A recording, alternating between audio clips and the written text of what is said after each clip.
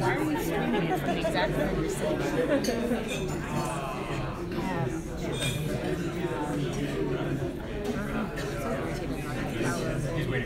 Such a bummer. Okay.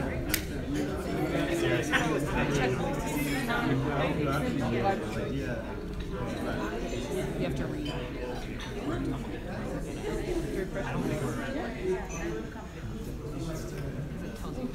Yeah, but it's not showing. Oh, there it is. Because it's on. And then can you check it out? No one actually watching. Thank you.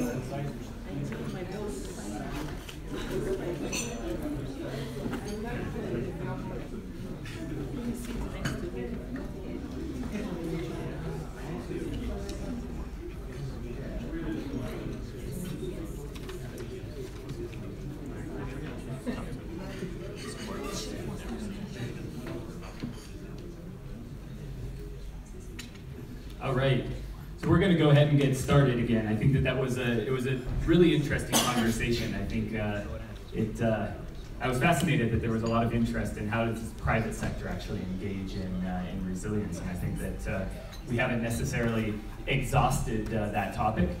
So we may want to consider adding those as one of the questions to our working groups this afternoon. Right now, I'm going to hand it over to Bruce Ravesloot. From TANGO International. He's the vice president. One of the vice presidents at TANGO International has done extensive work on measuring resilience. And I think it'll be interesting that we took it from kind of a global perspective where we're talking from the donor community, from research, and now we're actually going to start to get into the nitty-gritty details of how do we program resilience and how do we actually monitor and evaluate the effectiveness of our resilience programming. So, Bruce? Good morning, everyone. Glad to be here. Glad to have such a big audience. I'll say a little bit about TANGO and how we've been involved in resilience over the last couple of years, and also talk about why we have a USA logo up here, etc. So TANGO International, we're a relatively small firm. We've been working on livelihood, disaster risk reduction, food security for a couple of decades now. And when the term resilience came up a couple of years ago, did the computer just turn off? We actually found out that a lot of what we've been doing, and TANGO as a consulting firm is a service provider to the partners in the room here, a lot of what we've been doing, and thus what you've been doing, has actually been speaking to resilience quite extensively already. It's just a framing of a lot of the things we've been doing and the things we've been measuring. Nothing is really new. It's how we aggregate the data and the bigger picture and the bigger takeaways. The presentation today is grounded in work we've been doing over the last 3 years, which is basically reorganizing a lot of what we know already into a framework that speaks to resilience and the way you all are using the resilience terminology. This is very much framed under an umbrella of USAID. Lots of pictures. Find it here. A lot of this has been framed under an umbrella of USAID. So when we first started organizing our thinking around this, we did this for the, through white papers for the World Bank, NGOs like Save the Children, World Vision, as well as organizations like USAID and DFID. And it's gained quite a bit of traction over the last couple of years, the way we talk about it. And I'm not saying, and I want to make sure we take off the table that this is the only way to talk about it. We found a way that we're comfortable with, that seems to be comfortable with a lot of the partners in the room and a lot of the bilateral donors out there, and that's the framing for this discussion. It doesn't mean it's the only way. Can I ask you, who here in the room is familiar with the 3 capacities when we talk about resilience, which is absorptive, adaptive, and transformative capacity? Okay. All right. Again, not saying that that's the only way to talk about it, because there's a lot of fluidity between those capacities, but it's the way we're going to frame this presentation. the way the conceptual framework for resilience works is that we're saying, I like what the colleagues said this morning, it's about living with change, right? We're saying that with these three capacities, the capacity to absorb a change, the capacity to adapt to a change over a medium to longer term, as well as the capacity to influence transformation, which is larger systems that guide us in how we manage our daily lives in the context of change. If you do that in the context of a shock or a stress, then it will lead to improved well-being outcomes, right? So it's a very basic logic that kind of underpins most of our program. Are we up and running? All right. I'll get into that in a bit more detail, but I don't want to spend a lot of time talking about the framework. I want to talk about the measurement.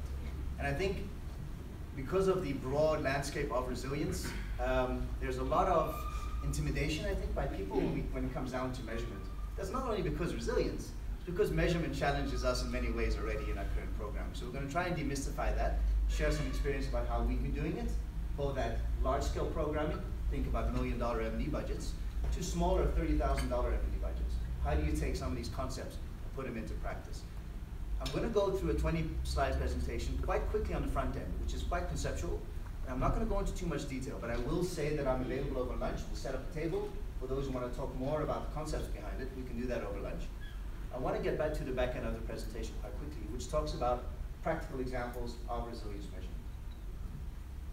This presentation, again, USAID. So TANGO is a partner in a couple of consortia that are supported by USAID, together with other organizations, with Save the Children, Mercy Corps, the Core Group, Food for the Hungry, and lots of other partners. We work with USAID to help think through their resilience measurement, and how to actually roll that out. And a lot of that has now been adopted formally into USAID's programming.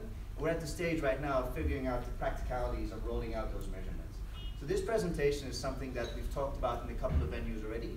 Most recently, I think it was last week, one of my colleagues spoke about this in DC with all the M&E folks there. All right, a couple of things we're going to talk about. Unique M&E considerations. What's different about resilience M&E? Defining indicators. What should we be looking at? What should we be measuring when we talk about resilience? Then the right sizing piece, which is the critical piece. A little bit about evaluation because we need to talk about the E. Okay. I think the main thing around resilience measurement is that it forces us to get our measurement right. Because a lot of the principles that we apply in our other programming, which might be sectoral focus, health, education, etc., if we don't do the M&E right to start with, we're going to struggle with resilience measurement, which requires a more advanced metric. What do we need for resilience measurement? We really need theory of change. We do a lot of program evaluation, and 90% of the programs, when we talk about failure, really are around design. Ambition versus practicality of design. Having a good context understanding when you set your interventions, when you set your target, and all of that needs to be captured in a realistic theory of change that speaks to the sector that you're trying to influence, or the partnership that you're trying to drive forward, but be very specific about what you can or cannot do within that theory of change. Right? It's those types of decisions that can make or break a program. The M&E plan is similar. We measure what we do. With resilience, you might end up doing a little bit more than you used to, depending on how much you want to take on. Remember, it's a choice. You don't have to do everything in resilience. You have to speak to your strengths. So a lot of this is standard program design.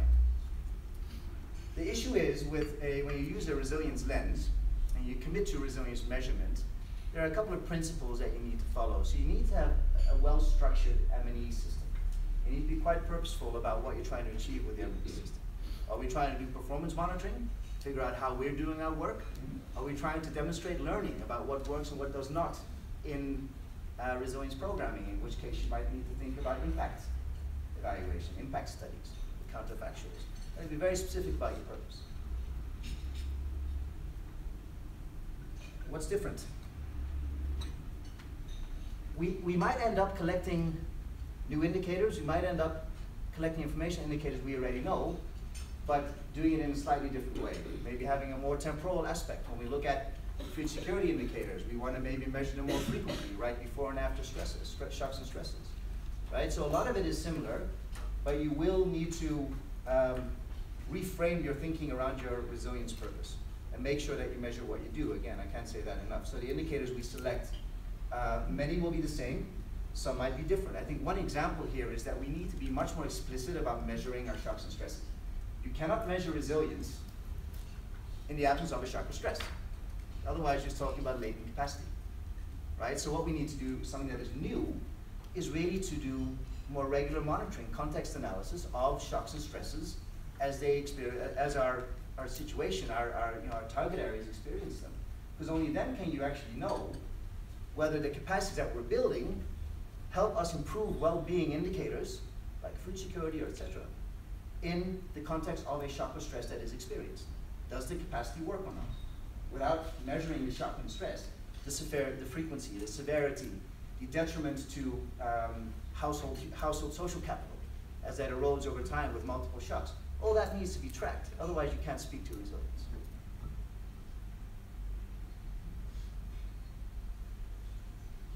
All right, what to measure? Resilience is a big concept. And you need to look at the big picture together. Again, a lot of the indicators here on this elephant are things that we've been looking at in sectoral projects already, but we need to look at the bigger picture and combine them into an aggregate review of what we're actually doing and what the results are. At the same time, as a balance, we should not lose perspective on the fact that the individual variables tell us a lot more about what's working and what's not than the aggregate indexes. But for resilience, you do need to look at a number of indicators combined, while not forgetting that the individual indicators speak specifically about things that work and don't work. So it's a bit of a two-pronged approach. Now there's a lot that's been written by TANGO as well, and our partners under the USAID umbrella and under the different BRACE umbrella, etc., around what you should be measuring. And this is a snapshot of the metrics associated with resilience. Again, if you want to get into the details, we can do so over lunch. I can give you online resources. Suffice it to say that what you're actually looking at is three things. You want to measure a set of capacities that are relevant in the context that you're operating. You want to understand how those capacities change related to a disturbance, a shock or a stress, a change. And you want to understand how that combined affects well-being indicators. All right, so basically three main measurement domains. Capacities, and we'll talk a bit more about those. Got to measure capacities. Got to measure shocks and stresses and how they affect capacities. And we have to measure well-being outcomes. Now the last one is actually most easy, because there's so much out there already on that. How do you measure food security? How do you measure livelihood security? How do you measure shelter security? Those types of things, there's a lot out there already. On the first two, how to measure capacities, as they're organized under a resilience framework, think again, absorptive, adaptive, transformative, as one way of talking about these capacities. So there's some guidance that is being developed for that. Shocks and stress measurements, it's not commonly done in the programs that I'm talking about, standard rural development, peri-urban possible programming. We don't necessarily measure the shocks and the stresses. We do a situational analysis up front, help us figure out what the design should be, and once we know the design, we design our interventions, we track our interventions and those targets for those interventions at output level and outcome level over time. And then when we do the final report, I used to do this when I was with CARE International, I'd put into the final report, I'd say, well, the design was really good, but because it was a disaster, right, our project interventions didn't work. Yeah, but otherwise it was a great idea. But now what we're saying, well, let's track those disturbances, which are actually implicit to a context in which you program resilience. Let's track them over time and make them an explicit part of our assumptions, and make sure that our capacities are oriented around addressing those types of shocks and stresses, and be accountable in a resilience program that if a stress occurs, that we're actually able to deal with it effectively within our design. That'll tell us what works and what doesn't. I think one thing that struck me this morning when we talked about failures, there's so many lessons observed, very few lessons learned. And again, a little sidetrack, as we were talking this morning as well, around the purpose of being here and the panel up here, bridging resilience, theory, and practice. I think something has to be said about the exposure of this multi-sector approach to this combined learning Are we exposed to the same concepts and the same practice in a way that allows us to speak about it in the same way, using the same definition? I think this is a great start to be able to do that, but I think that's kind of missing. All right. So, what does a resilience M&E framework look like? This is the standard M&E results framework, if you will. So for resilience, what do? Activities outputs stay the same. Every project has those. Your intermediate outcomes are resilience capacities, right? The capacity of a household or a community to adapt to a certain shock. The outcomes are the results of utilizing those capacities, the response based on those capacities to a shock or a stress. And then the third, the impact, is very much the well-being indicator. So this is as simple as you can actually make resilience measurement, right? And I think this resonates with a lot of what we're doing in our projects already. So we're kind of demystifying it. It's straightforward. Some key considerations for M&E in general, but let's just speak to them specifically for resilience. Mixed method, all right? Secondary data obviously has a much more objective view on experience and what's actually happening. Primary data collection has more subjectivity to it.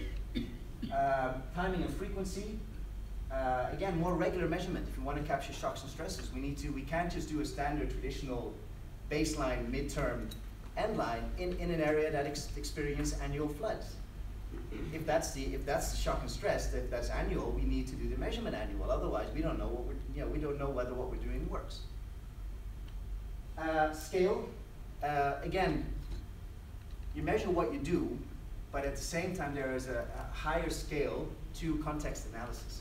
You need to keep a much broader track of how the operating environment around you is changing. A stress could be fuel prices, something we don't necessarily track in our programming, but we do need to be cognizant of it. So the scale of measurement, which can be light, to include the range of shocks and stresses you're looking at, that might be a bit bigger.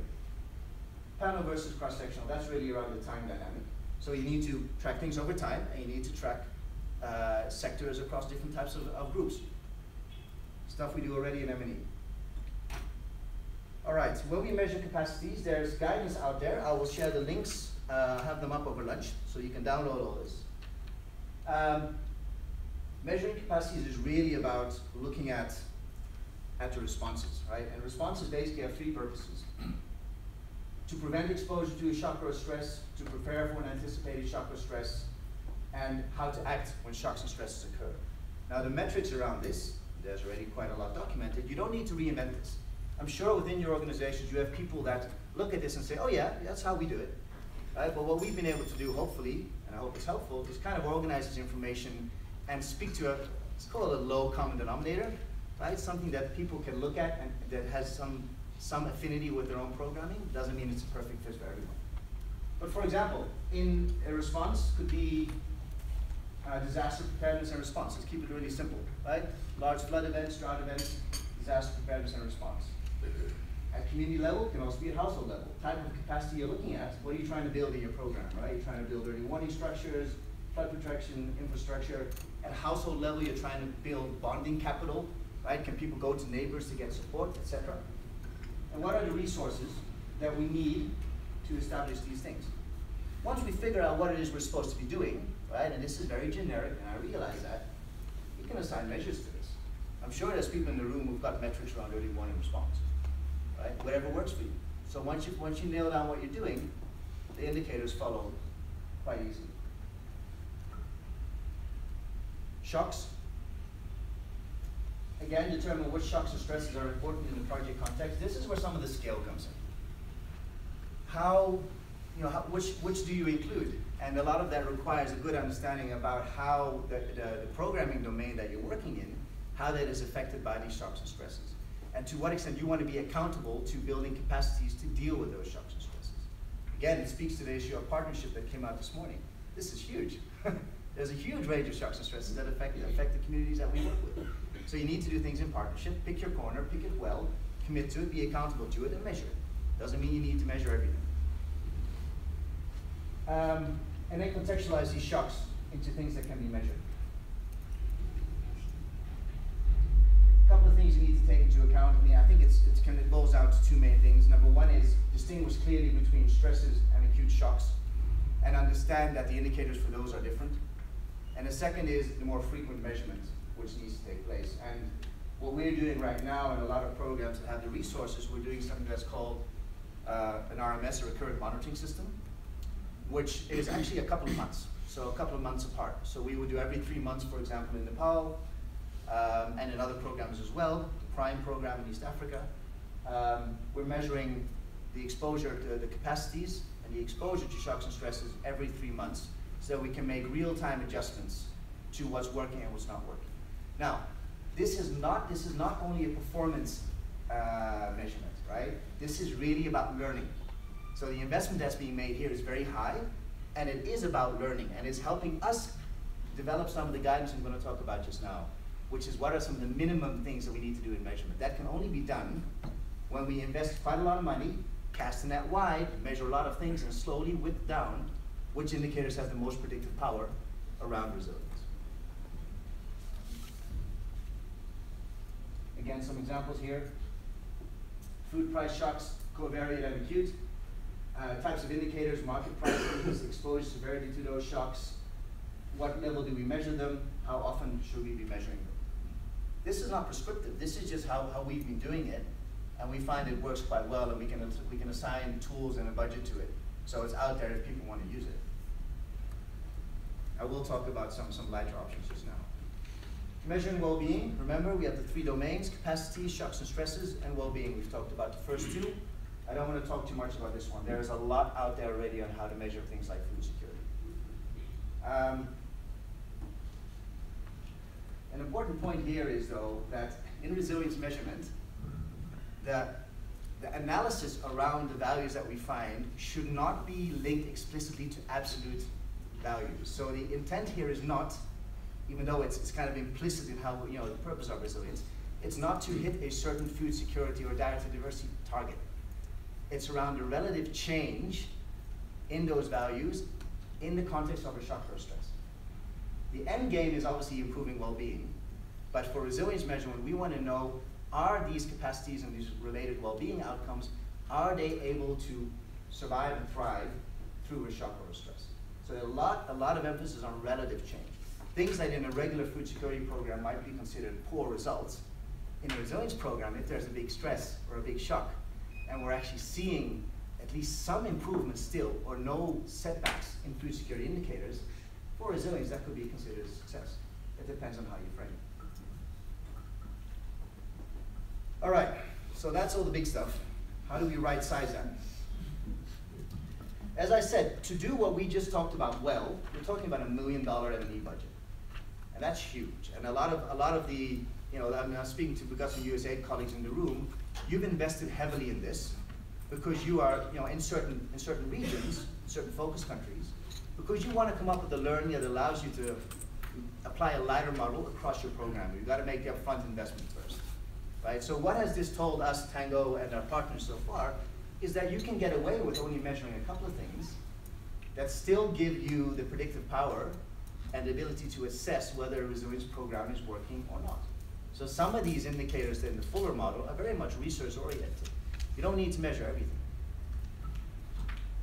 Okay, so when I talk about donor resilience focused countries, this is USAID speak, but it just depends on whether there's specific portfolio learning objective that you're trying to meet. If yes, you can think about the fuller model. If no, measure what you do.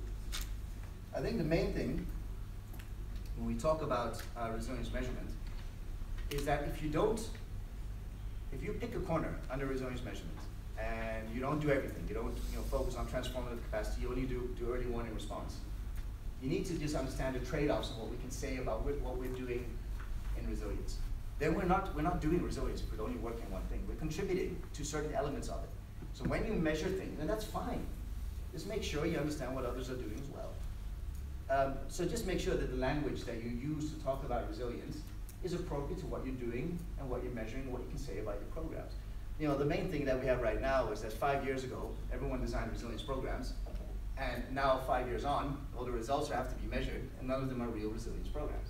And that's just because the expectations were raised in the rhetoric that we were using. The measurement guidance came after, and the understanding on resilience frameworks came after we designed these programs. And I think that's something we've got to learn, right? Let's maybe not put resilience in every project title anymore, right? The project might make a contribution to resilience, but it's not a resilience program unless it touches on all these things. And that's kind of just having a common understanding on how we use definitions and concepts. All right, so a lighter model might include some things up here, right? Social capitals, the how we connect to other connectedness, assets, education, training, experience, livelihood diversification. A lot of this is not new, okay? So I'm sure most of you, with your resilience programs, you're measuring these things already, right? These are the minimums for a standard rural development program that focuses on resilience in the types of settings that we've been working on in East Africa. So this is what we measure when you've got a smaller M&E budget. Now, if you've got more money, then you would do everything that the lighter model includes, right? So this is the two sides of the scale, the light model and then the fuller model. But you look at a lot more things that have a research/impact orientation. You look at aspirations, you look at access to information. You have a much more in-depth view on participation and local decision making. Now there is guidance out there, and again I'll give you the links, that have like tables that basically say light to full model. These are the things you should be considering given the purpose of your program in terms of what you can measure. Now if you decide to do that, again not saying that's right or wrong, if you decide to do that, then there are some tools out there that you can just apply. The survey questionnaires exist. The topical outlines exist. I'm not saying that's the only way. We're saying that this is a path that's been chosen, and the guidance around this is more or less ready to use and to adapt for the people in the room. And I think that's the purpose of what USAID is trying to do with this as well, to create a suite, framework and a suite of tools that can be picked up and applied without too much going back into the concepts, because we always get stuck. Right? We work with NGO partners and we're talking about resilience measurement. The first 6 months are always talked about resilience purpose. What does it mean to your organization? What are our resilience strategies? Well, that's all fine. You can think about that on the side. At the same time, your programs on the ground aren't really changing because they're really very much constrained by the types of capacities you have, the types of organization you are, your geographic targeting. So while you're thinking through the resilience strategy, might as well get on with the measurement. And these are some things you can consider.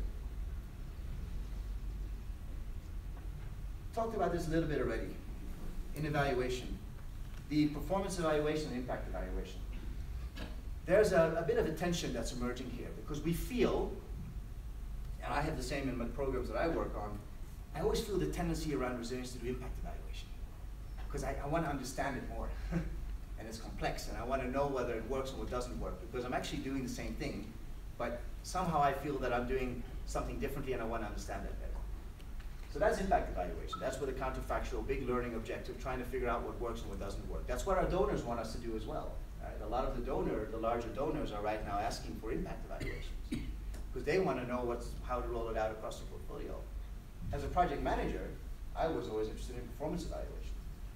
I wanted to know whether my programs were doing what they said they would be doing and whether I'm on track towards my targets. And yes, I want to understand contribution to resilience, but I can do that around qualitative pathways and understanding what my design is and how that all works. So that you need to do both. Performance evaluation can be done in resilience measurement for smaller programs, very to high satisfaction. You don't need impact measurement, impact evaluation for every program. That's more reserved for the larger programs. So we need to kind of stop thinking that we need complicated M&E with counterfactuals, etc., when we do resilience. That's not necessary if your theory of change is clear. Now, this is the slide I actually want to talk about. Take a couple of minutes. So how have we been doing it? Ferrari to Fiat. So Ferrari is the $1 million version, right? These are the big programs. You'll recognize some of the names up here, which have a huge learning objective. We want to make sure we're doing things the right way before we roll it out at scale. Then there's a lighter resilience application, which is how do we take the mixed method approaches under a resilience measurement framework, quantitative, qualitative.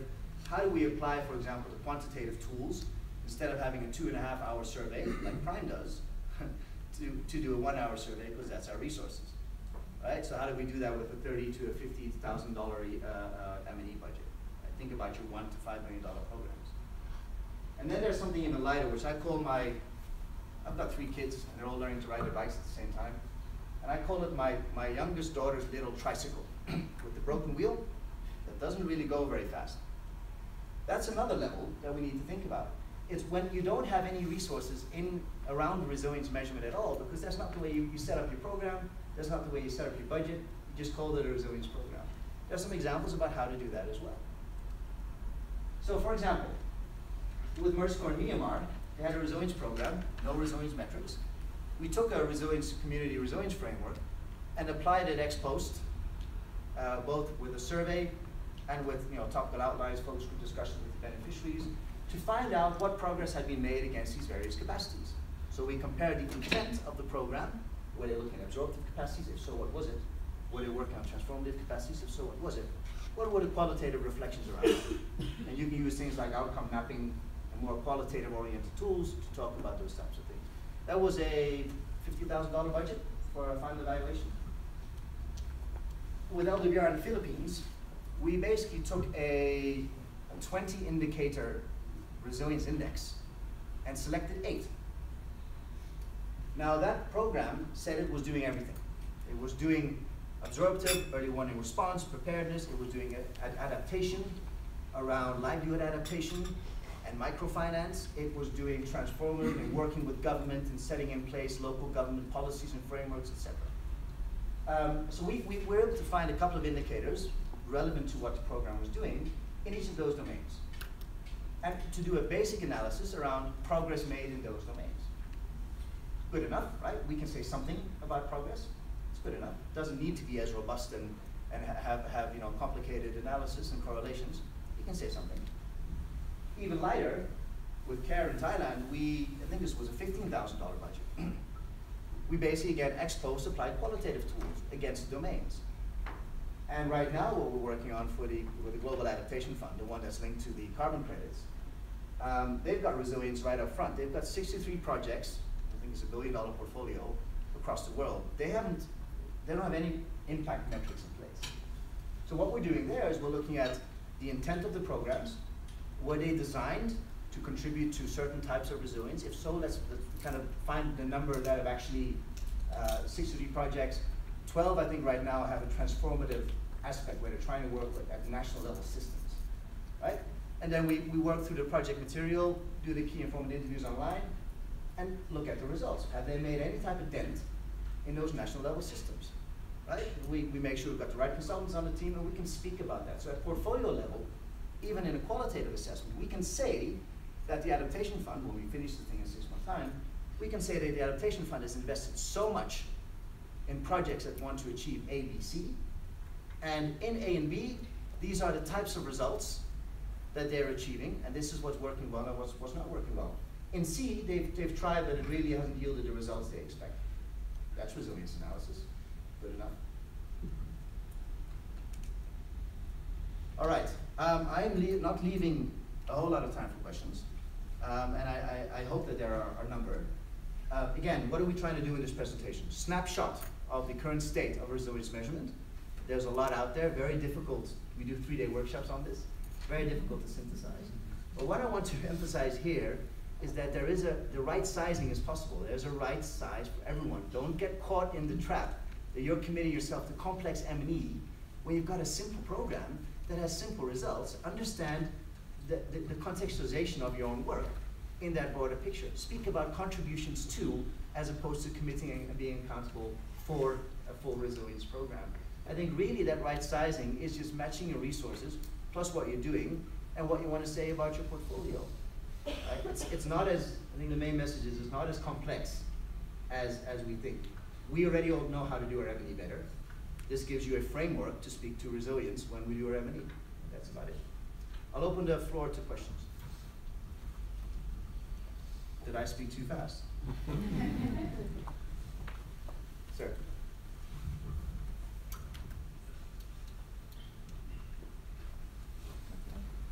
Thank you very much. That was a great presentation. My name's Simon Addison. I'm with TROCRA. I'm the Director of Programs here in Kenya. I was interested in what you were saying about the measurement of resilience in relation to the impact of shocks itself. I quite agree with you, but of course one of the challenges that we have is around timing in relation to program timeframes. So we started, like this year, we started a large resilience program in Eastern Kenya. A drought comes in the first year of that program, so we haven't had the possibility of building any resilience. So very difficult to measure in that context, and now the baseline that we had previous to beginning the program has fundamentally shifted. I wonder how you've dealt with that and whether you have any suggestions for doing so. I think the simple answer would be do what you can within the resources that you have. We have specific examples of that, and if I understand correctly, so how long is your program? How many It's a years? 3-year program. 2-year program, and you're not accounting for any regular shock monitoring. You're doing a baseline and an end line. No, we are doing that, but because the drought effectively started at the same time as the program started. Okay, you missed that first measurement. Yeah. But the droughts are annual. Yeah. Right, so get it right next time. It is as simple as that. We're doing a large program right now in Nepal, which is an earthquake response program, but it also deals with the shocks, with flood and drought dynamics. And we got the timing of the first recurrent monitoring measurement all wrong. And so what we did is we used that for context analysis in the same way your baseline, if it's done at the same time, will have informed you about kind of the context analysis around these shocks. It's not a specific measurement point that you compare against. And then we got it right next time. And again, depending on your resources, you can do that with small scale panels, sentinel site measurement, you can do it with qualitative measurement. I mean, a light way to do it that right now we're thinking about in Nepal with LWR as well, with the floods, and India with the floods there, is get your expectations. Your staff are your best performance, right? Get your staff expectations about what should be happening before or after a response, and have qualitative work with the beneficiaries to track against that. Are your expectations right? Are their experiences as expected? I mean, I think it is, you just start the next year, but something else said this morning is important. You do the measurement, you gotta do the measurement right. Even if it's a light model, even if it's a qualitative model, it has to be robust. You need to have very clear about your methods, what it can and cannot tell you about your programming, and just get it right. Some of the fluffy stuff we do in INGO programming, where we just measure a bit here and there, but it's sampled wrong, or it's got the wrong questions, and we still try and analyze it, that doesn't really work right now, because your questions are too explicit and too well focused to use that wishy-washy information.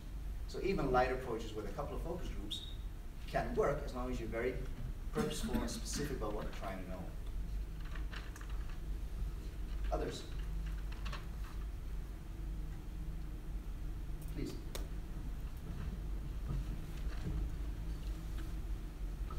I didn't want to ask, but I just, okay. So in my view, I believe that resilience is almost like a movement now, that everybody seems like a buzzword, like there was climate change, HIV AIDS, and all that. Urban's next, guys. Urban's next. Well, I don't know. And so when it comes to measuring resilience, I happened to interact with the Kenyan and I think Ethiopian document that was done by Catherine Fritzbar and somebody else, funded by DFID. And I think the outcome of that was, for every dollar you invest in development, you save this much dollar in humanitarian support. I can't remember what the dollar value is, but I'm sure there are people who are here in the room. The question I want to ask you is this. We are so much, what do I say, captured in our minds on humanitarian support when you find a child who is malnourished, for example.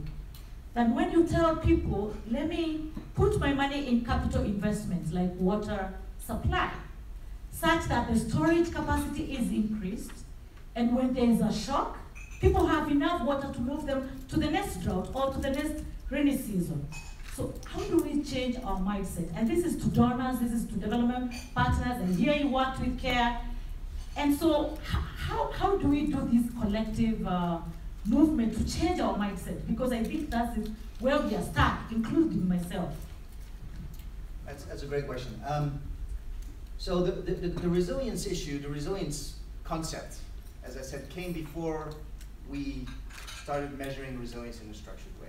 Now you can talk, I can do this whole presentation and not mention the word resilience, right? If I go back 30 years, grab a Ugandan agronomist, he'll tell me he's doing already all of this, right? None of this is really new. Now, sorry, I lost my train of thought. Your question, sorry, that happens sometimes. One more time, sorry. How do we change our mindset so that we are measuring the aggregates? We gotta measure it first, right? Forget about resilience measurement, but we gotta measure what we're doing first. And right now, I think a gap in our joints work together is that we don't really know a whole lot about how this is a term I missed this morning, layered approach. Resilience is premised, or sustainable development is premised on the fact that the principle that a household or a community or whatever unit, using abstract terms we're trying to work with, experiences multiple benefits in multiple sectors and makes development gains. It was touched upon this morning slightly that we need to make sure that through partnership, we're layering the interventions that would lead to sustainable development. It needs education, it needs WASH, it needs all these different things. What this framework does is it says, look at the bigger picture. That's all we're saying. We are understanding that you need a layered approach for sustainable development. Yes? Yes. Let's measure that. So let's look at how different things we're doing in different sectors: health, education, disaster response, livelihood strengthening, diversification, nutrition, at multiple levels: household, community, local government, national level. Let's look at all that together, find out what's working.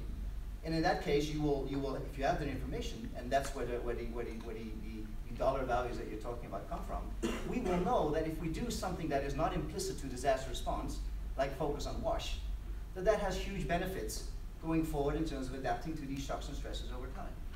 So I think where we are right now in the sector of resilience measurement is that we've got a lot of data that is allowing us to think through what types of interventions really give us good results, because we're measuring them, so we kind of know. We don't know everything right now, but we know more about what's working and what's not working in a multi-sector layered approach in communities and households that work in shock and stress prone, or that live in shock and stress prone areas, because we're actually collecting the data. That is giving us predictive power around which types of things work. Social capital is a no-brainer, right? Intuitively we know, right? If people have the bonding, the bridging, the linking capital, basically have neighbors who care, friends who care, right? If we have that, that helps people respond and adapt to things and manage risk a lot easier than if we don't have that. Intuitively, we know that.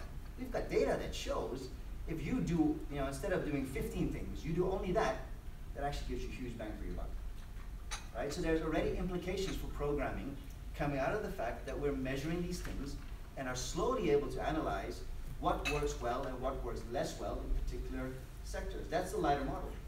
The lighter model, when I talk about these indicators up here, all right, find it. These things are things we know that works. If you look at 3IE, they've done the meta-analysis on this. Right? We know that certain insurance schemes work. We know that asset building works. Right? But instead of it being intuitive or based on program data, there's now a larger body of knowledge out there that actually says that in particular shocks and stresses, this stuff works quite well. Now it's validating a lot of what we know already, and I think that's where we need to wake up to. It's not an aha moment. We're not telling you really anything new. We're validating that this stuff that we do does work. I don't need to tell people in this room that WASH interventions help with adaptation, but there's data that shows it does. So I think the succinct point is that the whole measurement issue, you can't talk about it unless you've measured it. Right? Forget about resilience, just talk about the things that you're measuring. And when you lump them together in a framework, it could be a climate adaptation framework, it can be a disaster response framework, it really doesn't matter.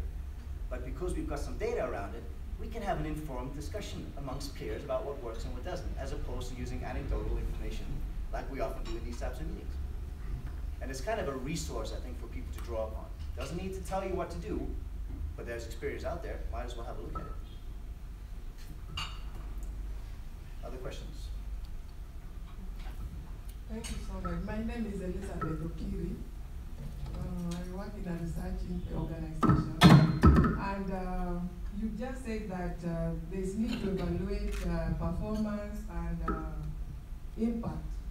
And from research point of view, I'm just wondering whether you are talking about, let's say, you are transferring drought-tolerant crops to a farmer. Are you going to evaluate the performance of that crop? And then in terms of impact, you are going to evaluate how many farmers have adopted this crop. Is that what you're talking about? No, I think I make a very simple distinction between impact measurement. Impact measurement gives us a more definitive conclusion about what's working and what doesn't work because of a counterfactual, right? So the simple factor on impact measurement is that you would, as a control group, basically, you do the measurements, the baseline, end lines, and recurrent monitoring in an area where you have your intervention, and then you do it in an area that is comparable, right? There's techniques to do that, and that's your control group, and you see whether the specific thing that you're doing is making a difference, right? Because you're more or less trying to control for external factors in your measurement, right? Now that impact measurement tells you, not conclusively, but with strong confidence, whether something's working or not working. And a large number of resilience programs, because there's a lot of money going into this, want to understand what's working and what's not working, so they can orient their portfolios towards the things that work. USAID is an example of that, right? You're using Prime and some of your other larger programs to develop the learning for the portfolio as a whole. You need to have some good data, right? Because smart people in this room, you're going to ask smart questions, so you need to have good data and good conclusions. Performance monitoring is without a counterfactual, right? So we're just looking in our target areas, whether our agricultural interventions are producing improved yield, yes or no. We don't know for sure because we're not doing a control group. But we've got a strong feeling that it does because we know our design and we've had qualitative work with the beneficiaries and we know, kind of do our pathways and our assumptions, do they click, yes or no, right? So it's a lighter version that tells us specific for our program, is our program achieving what we expected it to achieve? Given the assumptions around design, is it achieving the targets that we set with those assumptions? And what's the quality of our work? That's a performance evaluation. Now, I think the tension is that we think that we need to do impact evaluation for resilience measurement, but we don't. If you've got a good theory of change, and you've defined your assumptions and what you think you can and cannot achieve, the standard performance evaluation is still good enough. What you might want to do if you want to make a change is do more stronger context analysis, the two no-brainers, two low-hanging fruits, stronger context analysis on a more regular basis. Keep track of the shocks and stresses and how they're affecting your program, because you want to know that, right? You want to know whether your targets and your interventions are affected. You also want to prove, because that's your design, that your beneficiaries and the stakeholders you work with have increased capacity, because that's the purpose of the resilience program, to deal with these shocks and stresses. So I'm really not asking anything you don't want to know already, just giving you a bit of guidance on how you can go about doing that. Broader context analysis, right? Spread the net a bit wider, right? Stronger theory of change, understanding what others are doing, stuff like standards M&E, and at the same time, more frequent monitoring. And I think the one thing that I take away from a lot of these concepts for the partners that we work with, for a 3-year program, you can't get away with a baseline and an end line. You have to measure something a bit more frequently. What that is depends on the shocks and stresses. And those are the two main takeaways that will help your program be more informed about what you're doing and be in itself more resilient in programming in an area that's prone to shocks and stresses.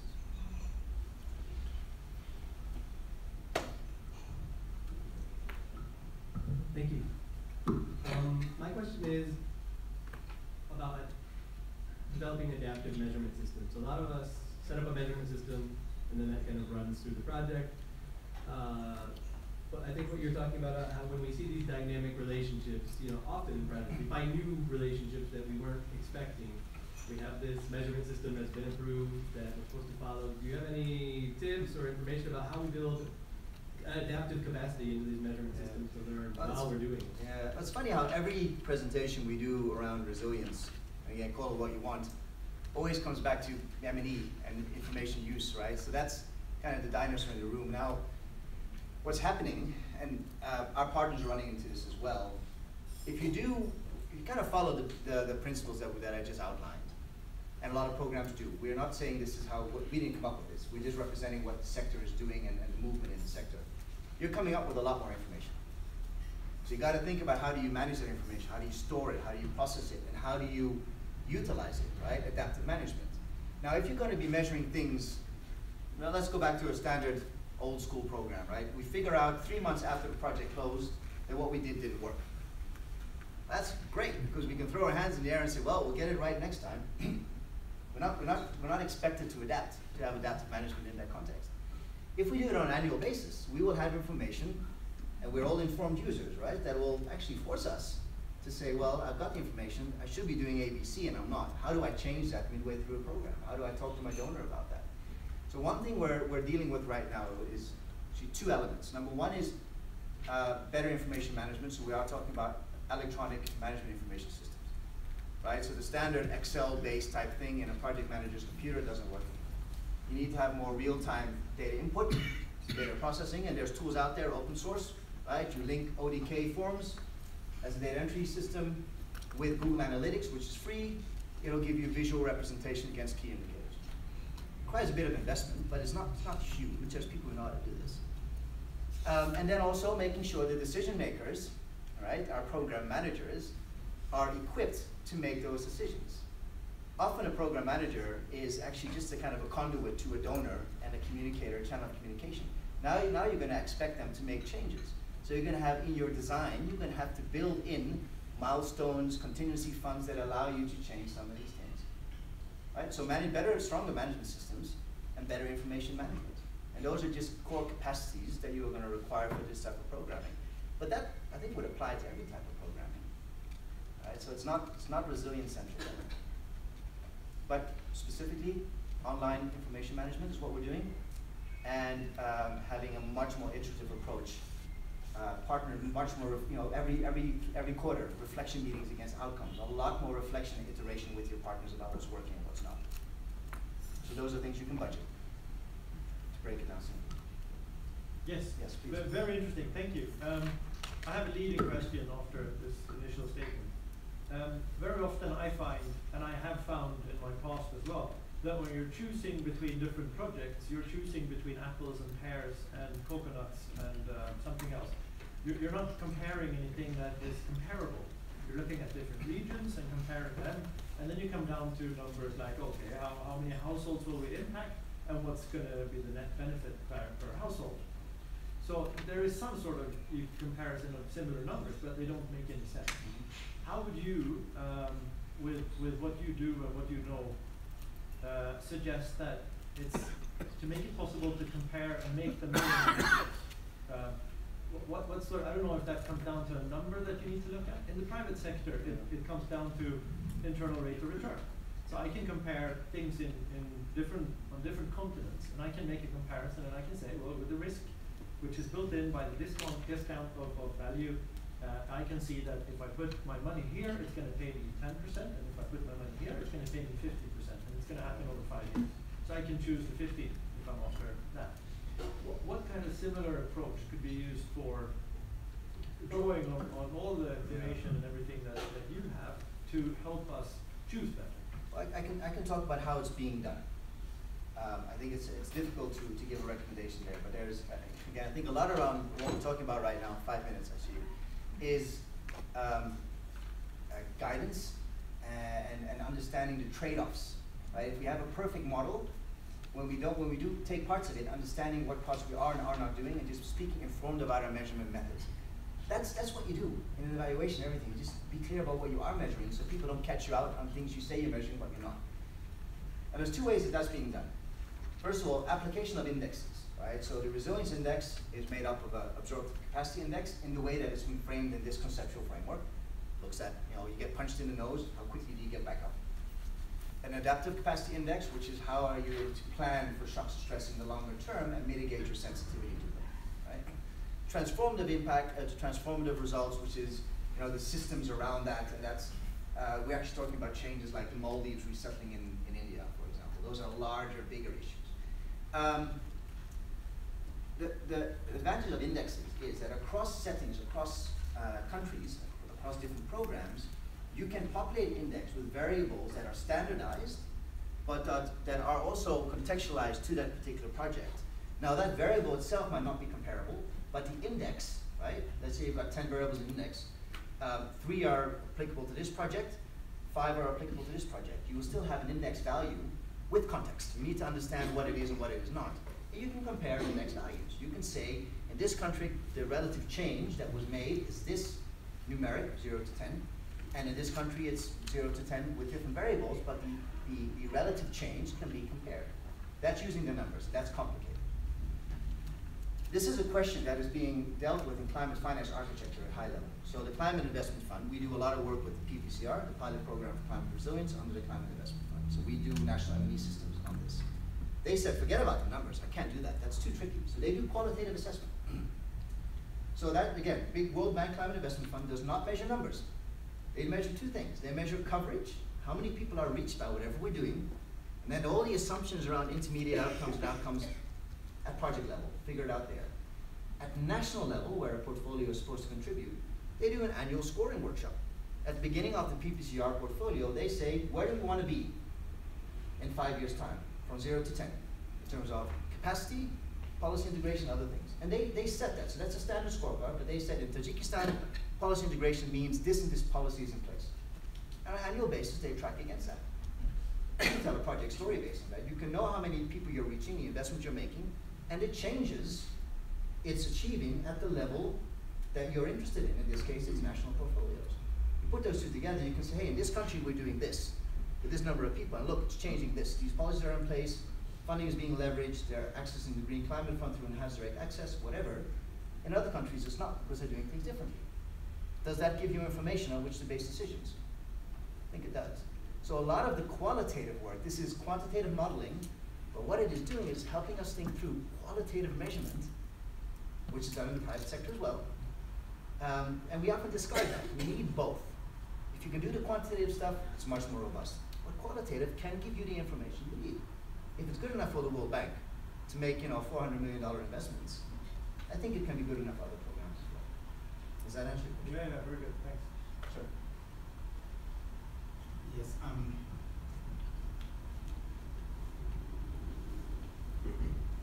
my name is Boniface Kaberia. I work for USAID with Resilience and Economic Growth in Arid Lands with the AG program. I've just been thinking through as you're talking about measuring, and I was thinking about the complexity of shocks and stresses in terms of measuring our impact. And I'll give an example probably of what we've been doing to give that as, before I come to my question. We've been building, or rather mobilizing private sector into what Professor Jesse was talking about in Marsabit with regard to further business. A lot of NGOs in the past have been training people to do further businesses, but we came in and introduced the engagement of the private sector. And if you look, let's say 2011, the government bought about 70,000 bales of hay outside Marsabit to counter the effects of the drought.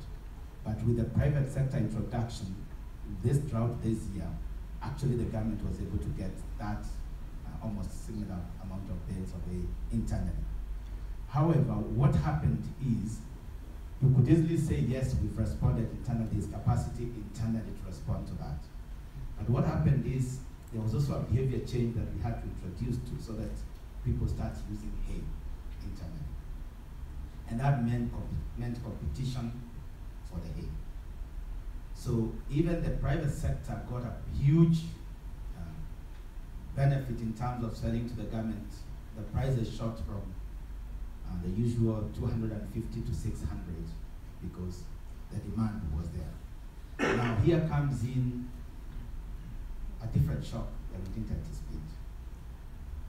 You are working on creating resilience towards drought, and here comes in price changes that actually, if you try to say, did we get impact? The question would be yes or no, because some of the households were unable to access, despite being interested in buying the hay, the price brought down that ability. How do we, is there a way of handling that so that as we measure, we don't come to a conclusion that it never worked, or it did work, but probably other stresses came in? Because the price changes are also related to the drought. Okay. My response to this would be first to thank USAID and some of the other donor organizations for investing in this body of knowledge. Because what you just described, I'm going to say we know, but we've done so much work around this in East Africa to look at this context analysis around how we respond, what types of responses are needed, what are some of the unexpected developments, unexpected shocks and stresses that might be triggered by our response, that we actually know a lot about this already.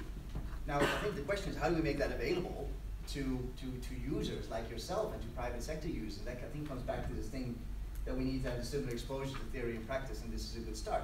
But if we were to take the perfect, the big dollar value monitoring system, you'd be tracking that. Your initial situational analysis would be look at pricing and impacts on pricing based on our program interventions. We'd be looking at that up front. So but then you need a lot of money for that. So we don't have that money. So what if I were a user like you, I would be in the know on all the stuff that's happening out there. I would look at the studies and say, hey guys, look, this study actually says they've done this a couple of times. They've spread the net wide and invested $1 million. So we know that what you just described could possibly happen. So let's have a little expert opinion meeting with our team and talk about the likelihood of that happening in our context. And if so, let's take into account in our program design and our theory of change. And let's just measure it so that if it does happen, we know when the triggers occur. So we have got some type of intervention that mitigates that risk, or at least has it on the table so we can think about it in an informed way. So that will be your takeaway. Now, the question for kind of the people working on the concepts is, how do we get that experience out there on the table in a way that's practitioner friendly, so that you don't have to go through this and reinvent the wheel around some of this. That's the advantage of these big impact programs, because we know a lot about this already. Now it's time to get that information out there. Yeah, I know, yeah. Yeah. Is it time? It is time. So, my closing words are, big takeaways are, we are doing a lot of this already. It really is about robust measurement. If you want to speak about resilience in a way that is definitive, right, that holds up against conceptual standards, you have to do the full Monty, right? So just be cognizant that we can talk about parts of resilience programming and that are measured with realistic resources. But we just need to understand that we don't say we are doing resilience, because that in the concepts that doesn't hold true. Understand what it is you're doing, where you're contributing, speak about it in an informed way, and you still make a meaningful contribution. I think it's just demystifying what is resilience and what is not. Everything contributes to resilience. So instead of talking about resilience, because that's wishy-washy, talk about your contribution. It's meaningful enough. If you're doing DRR, talk about DRR. If you're doing library diversification, agriculture, animal husbandry, talk about that. Right? The rationale is clear. It has a resilience purpose. It just might not be a resilience program, and that's fine. All right, I'll leave it at that. Thank you. Sorry for everybody.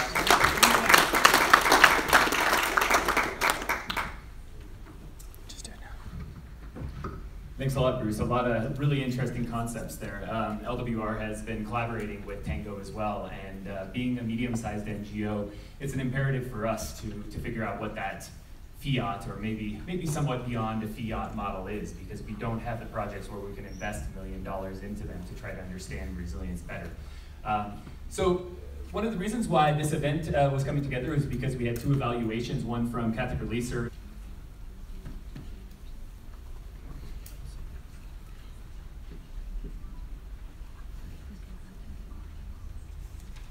Good morning.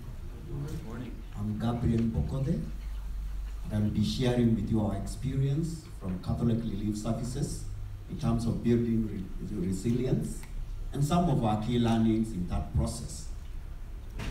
And I'll be doing so with my colleague, and he's going to introduce himself. I'm Peter Moridi from Catholic Relief Services.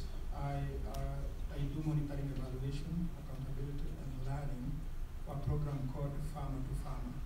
And this is the program we are going to talk to you about our experience with using SenseMaker in measuring resilience. So just a brief about the program. Farmer to Farmer is funded by USAID. It's a 5-year program. It's a regional program operating in Ethiopia, Kenya, Uganda, and Tanzania. We have been operating since 1st October 2013. And through that, one of the key things we do within the program, it involves utilization of short-term volunteer experts in agriculture within the value chain. And these experts come from America. And within the program, we are looking at 3 key broad objectives.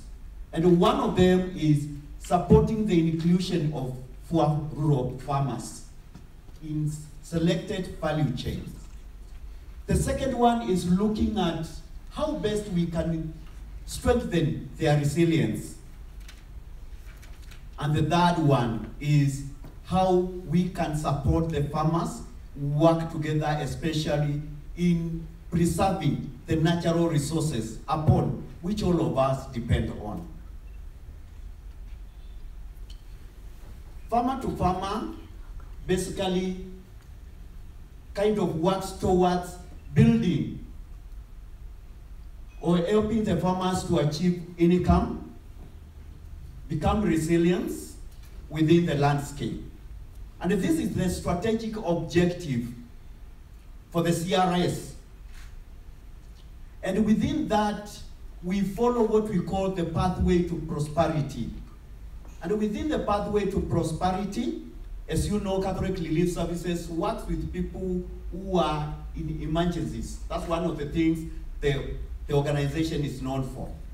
However, for the program, we work with the farmers who are at the recovery level, the farmers who are recovering. And then with the farmers and the households and the families at that level, what we are doing here is building their assets. We support the households, the farmers, in terms of building their assets so that they can progress along the pathway. And that's what we are calling push. We also work with better farmers, those who are growing their assets, and the other value chain actors. And then through doing that, we are able to pull up the other farmers who are up there, towards the upper part of the path to prosperity.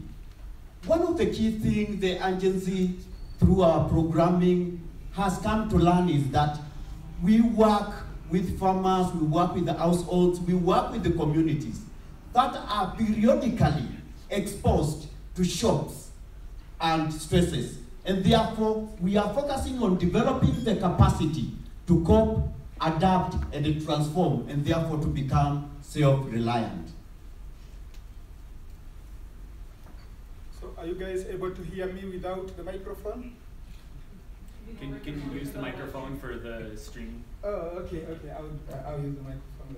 So, according to somebody called Roden, projects can actually fall into 4 main domains. The first domain is simple here, and it's just like the way you make a cake. You have a menu, put sugar, put salt, this flour, you get your cake. It's more subtle. The second domain is a bit complicated. You need to do a bit of research. But once you do things well and you put systems in place, you can more or less get your results. The other domain is about complex. This is like the way you bring up your teenager son or daughter. You say this, you expect that, but you get different results. You adjust your strategy. You say, okay, I have learned something. Next time I want to do that, I will do this. You think you have got it right. Next time you try it, you get a different result. The final one is a chaotic domain, like people doing emergency response. You act, then you think. When there is an emergency, it's not time to go and do a lot of study and analysis. You have to save lives. So you act first, and then you respond. So, these are the kind of responses I was talking about as we went through. Like in the simple domain, these are the kind of things you have to consider. You can sense things, categorize, respond, and here we talk about best practices. In the complicated domain, you analyze things after sensing, responding, and you can talk about good practices. In the complex domain, it's very hard to have good practices. You actually talk about emerging practices. Like we said, we are trying things, they succeed, next time you even have to modify them. In the chaotic domain, you see what you do. You act first. Then you sense about your action, respond. And here we are talking about novel practices. So when we are planning and designing our projects, either in a certain hotel somewhere or in our offices, we plan like that guy with a bike. We talk about, we will do this, we will get this. Logical frameworks, the origins of change. You do this, you get this. What a good world. If that is the way things work, we wouldn't have poverty now. Because we know exactly what we need to do and what we get. However, when it comes to implementing programs, we follow the route below there. You do what you said you will do, you don't get it. Then you start getting frustrated. What is not working? Then you adjust a bit, you think you get it, you fall again. And this is the reality of life. We are talking about complexity. You can never be certain about the results of what you do. You keep learning on the way. And that is where Sense Maker, or this approach to measuring resilience, is hooked at trying to understand complexity. Acknowledging that projects are complex. Many projects are complex. If you are doing a project like cooking the cake, you are lucky. But in real life, they are very complicated. And the results are not even predictable.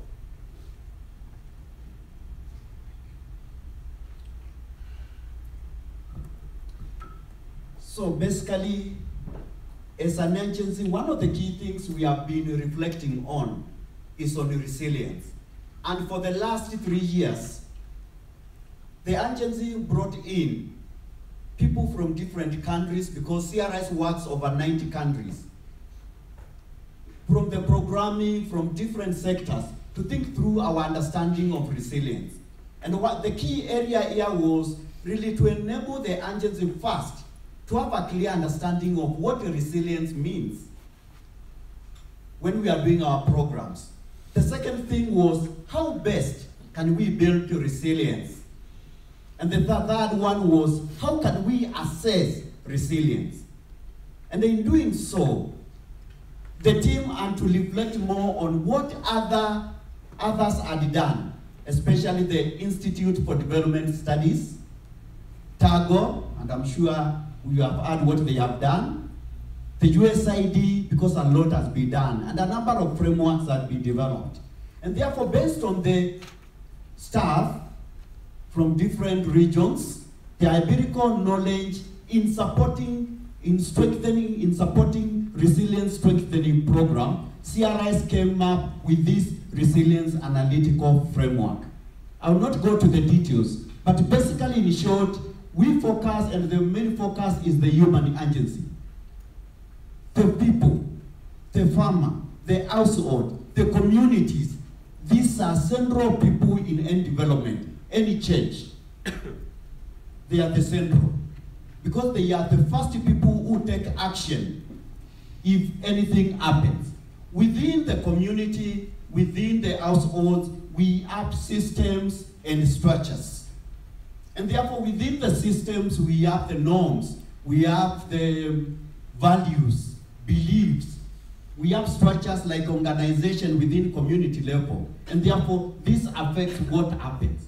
Therefore, as I mentioned earlier, since we are involved in supporting on building assets, these people, when we look at this, being the central commodity, when we are here, we talk about the assets. Wherever there is any shock or stressor, it depends to the people on the level of exposure. So when we were developing this analytical framework, one of the key things was, what is the level of exposure? And then issues around access and control. Therefore, in case of any shock, depending on the assets and access and the control, the people may take different pathways. Some of them may take the coping actions, whereby they reduce probably eating, consumption. They may decide probably borrowing money or using whatever they have. And depending on how long the shock or the intensity of the shock and the stressor, then these people may end up into a pathway we call paranerval pathway. We'll be sharing more on that. Or they could take the second one, adaptive. We have discussed about them. I don't want to go to the details. Or they may take transformative strategies. So depending on this is likely to happen. One of the key things within this framework is that there is the external interventions where we have now the other development agencies who come in to support or to provide any support to this. Therefore, the impact of these external interventions could support either in terms of the access and the control. You may be providing some assets. You may be helping the community, the household, in terms of the system, change of policies, change of practices, like the private sector coming out there as external interventions. And therefore, that change here will also have influence on the pathway the community will take. Therefore, this is part of the resilience analytical framework, which has helped the organization to reflect more about understanding the concept of resilience and how best we can build it and access it and assess it.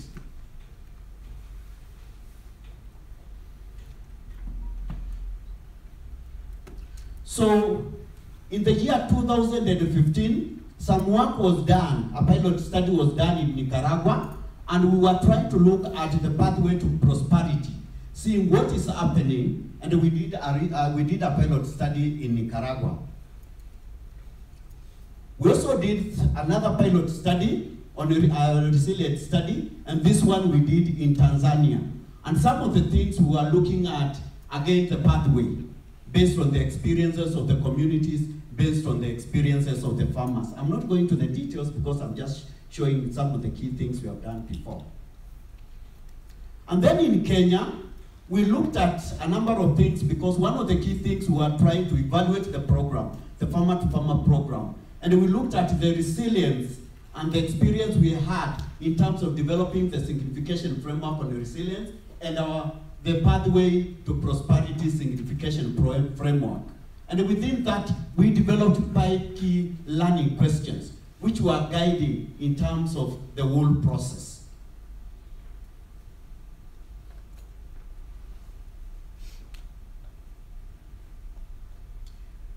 After we came up with that one, we had a training for facilitators. We got students from University of Nairobi. The CRS has got strong partnership with the University of Nairobi, especially Faculty of Agriculture, and they were the key facilitators for the process. Because SensiMaker is a process in not data collection, is facilitation. And as we progress, we'll be able to share more about the process. After the training, we took them for field testing, just to ensure that there is more understanding in terms of the students whom we were training and the kind of data we were receiving. And once we had done the collection of data, we had a preliminary analysis whereby we were able now to see what are we getting out of what has been collected. What is coming out in terms of that. After this preliminary analysis, in terms of the analysis, of course, the other process we did together with the respondent. But this preliminary analysis, of course, we did it with the Explorer, and we are able now to come up with this. After we got this information, we had interpretation workshop. And we did interpretation workshop again with the respondents and the facilitators who carried out this process so that they are able to interpret their own information, what they had shared. This process was done in the eastern region of Kenya, that is Meru, Tharaka Nithi, Kitui, Machakos, Makueni, and also we did in the western region. That is the part of the western region, including some parts of the Rift Valley. So we did in the western region, including parts of Rift Valley and a part of eastern. That is the semi-arid zone 2 and the high rainfall zone 1. One of the key things with this process is that when we use SenseMaker in this process, we realize that it allows to hear many voices at scale and to observe patterns. When we got the narratives, we got what was presented by the respondents, we were able to get a lot of experiences because people were sharing their own experience, not what we think, not what we see, but what people are sharing. And we were able to see how it is, how it relates. Like this one was an example of seeing how people look at it when they are faced by shock. What do they do? Do they migrate? Do they move into non-agricultural activities, or are they more in agriculture and livestock? And we were able to get more on that. We'll be sharing the actuals. In Kenya, we had 419 voices. These are respondents who shared their experience through the farmer to farmer and how they felt about it. Out of that, 64% were women and 36% were men. And this is more distribution of that. Since we'll be sharing this, you can get that information. In terms of education, we found that 8% unfinished primary education, 29% secondary education, and then we had the rest. We also focused on the value chains, although we are dealing with a few of the value chains, and we were able to get from the perspective of the farmers, the key value chains in Kenya. One of them is maize and other grains, beans, vegetables, fruits, live animals, eggs. And we are looking at this in terms of what value chains and what products they use to get money. So basically they were able to share with us this, and we were able to categorize in terms of the numbers. And those are the numbers as per the respondents. So one of the key things we were looking at is how do we do SenseMaker? And I would like my colleague to take it up. So for those of you who are very much familiar with other data collection methods, like focus group discussions, they need the facilitator to be very careful about how you conduct it. Otherwise, you go there and you start asking questions, and the people who talk a lot, you think they are the sharpest and they are the ones who know things. You end up collecting that information and analyzing, and in some cases you don't get it right. There are people who never talk a lot. I really like those ones because they are more reflective. They think about their own experience in a different way. So focus group discussion have that kind of risk that you may end up taking the voices of the most talkative people. If you do key informant interviews, you are basically targeting the gatekeepers. And these are usually people who are not at the same level with ordinary farmers in the area. Sometimes they are the leaders. And usually they are at a better economic level compared to others. So sometimes they don't give you the perspective of the village. So what did we do? We decided to talk to farmers individually about their own experiences. And the entry point was a narrative about a concrete, real life experience that they went through and how they coped with that. So this is, in a way, it is different from your contemporary monitoring evaluation system because we are focusing on people's personal real life experience. This was a prompt question. We did not have a big question. Where do you live? Are you the head of the household? Male or female? How many children? Those things that people are used to. We simply ask people to share a real life experience related to agriculture, livestock, and our program. And then, after they have shared that, as they would share with their best friends, so this is a really, really personal experience. And remember, they are responding individually. Then we ended up having a few more questions. Please share what happened, what caused this situation, what it meant for you, what did you do to progress or overcome the situation, and what was the outcome. So every evaluation was around this one experience that people found it is significant enough, it is related to agriculture and livestock because that is where we intervene, and related to the project. So the respondents themselves were able to reflect on their own experience and interpret and give sense to that experience. In contemporary M&E system, you go collect data, then you go in the office with your cup of coffee behind a laptop and try to make sense out of this. Usually, sometimes we really get, because we have not lived through this context and experience, sometimes we don't get it right. So every time we are trying, oh, what did this mean, what did this mean? So here people themselves who have lived the experience reflect on it and give sense of the experience. And if we use contemporary M&E system, like for example in Uganda, I was asking the people, what did you do on Sunday? They tell me, I went to church. And that was it. Then I probed one guy, tell me what you did at 9 o'clock on a Sunday. He started opening up, told me I took breakfast, I picked a friend, we went to church, then I took children out, my girl had an injury in a playing ground, I went to the hospital, we stayed there until some time, then we came home. So whatever we have been able to collect with contemporary M&E system is just like the tip of the iceberg.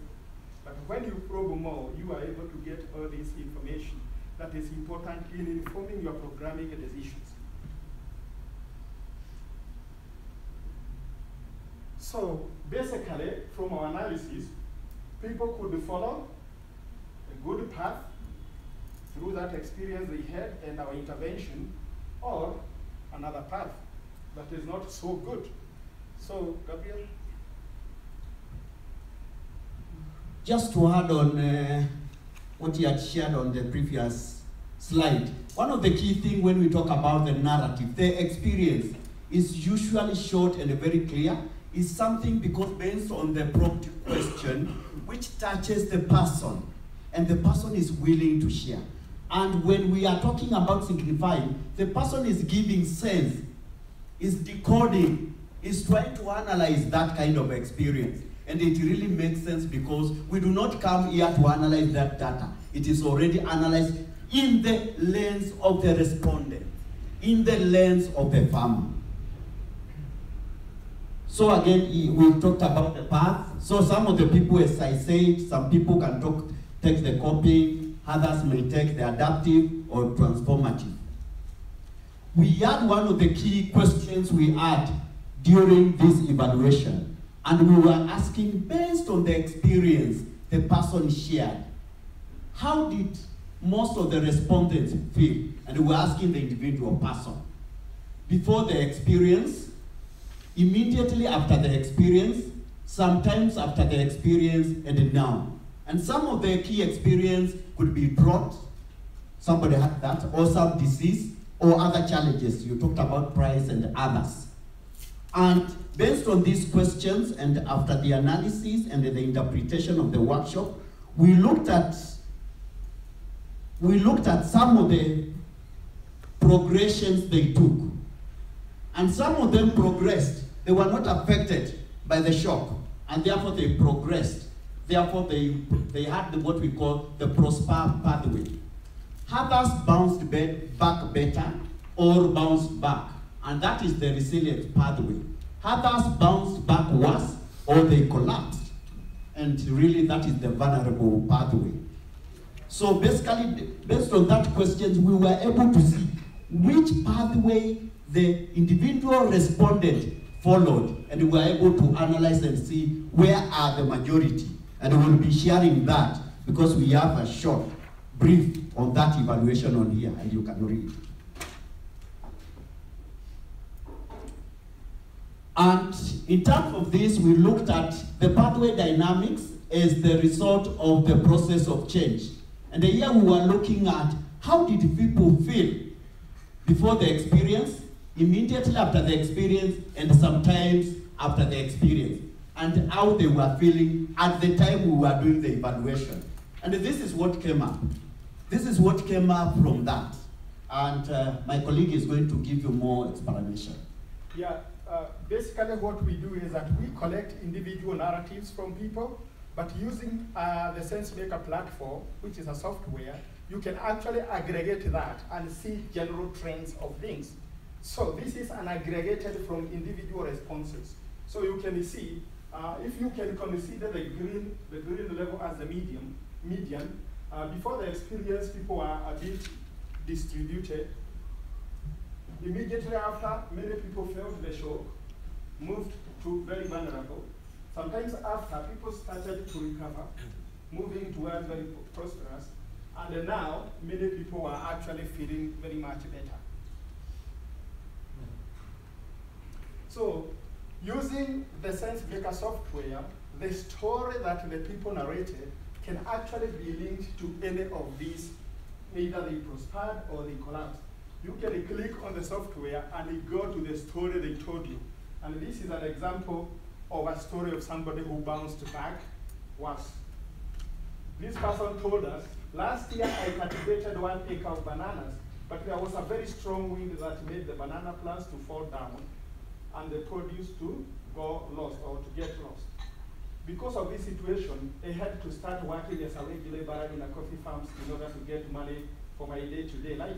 After saving my money from my wage, I was able to restart banana cultivation. Up to now, I'm still cultivating bananas, and this has enabled me to sustain my life. So he felt like a bit, so according to his own analysis, he bounced back a bit worse, but he's still trying to struggle to move forward. Another story here, you can get, so I'm trying to say that you can actually link this software to the story that somebody narrated, and that makes it very strong because it is not just like the way we do contemporary M&E, you just see bar graphs and you don't get the specific story behind these bar graphs. They are nice on the paper, but what story do they tell beyond just the numbers? So there is also another story there, bounced back like the same level, a resilient person. I want to read that one. You will get this one in the slide. There is also another story there for a person who actually felt or went through a shock and bounced back better. So you can actually go and check what was happening with this guy. So it is not just getting the numbers, you can see what is happening. So,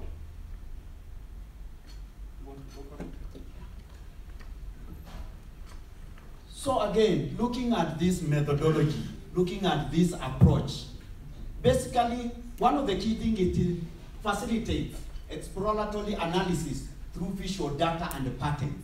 As I had mentioned before, when you look at this one we call triad, because it has 3 key areas.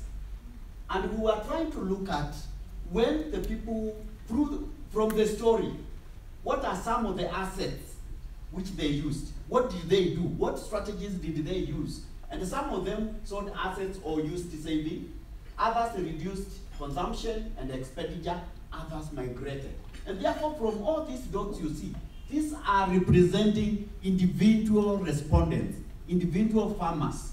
And therefore, if you click here, you can see why did this person migrate from the story. You can also see why the person had to reduce consumption. And then there are some dots which may not be here or here or here.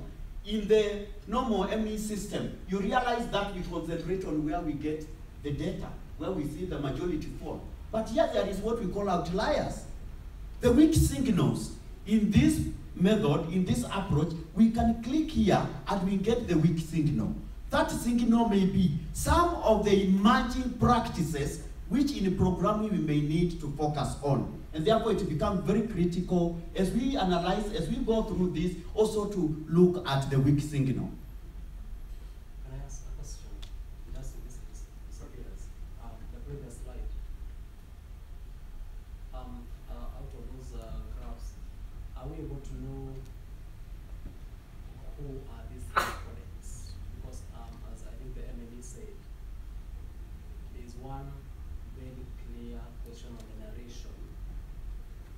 So are we able to know who these are, other than the fact that they have given these and these responses? Because I know that will inform an understanding of who are these and why are they responding as they did. Okay.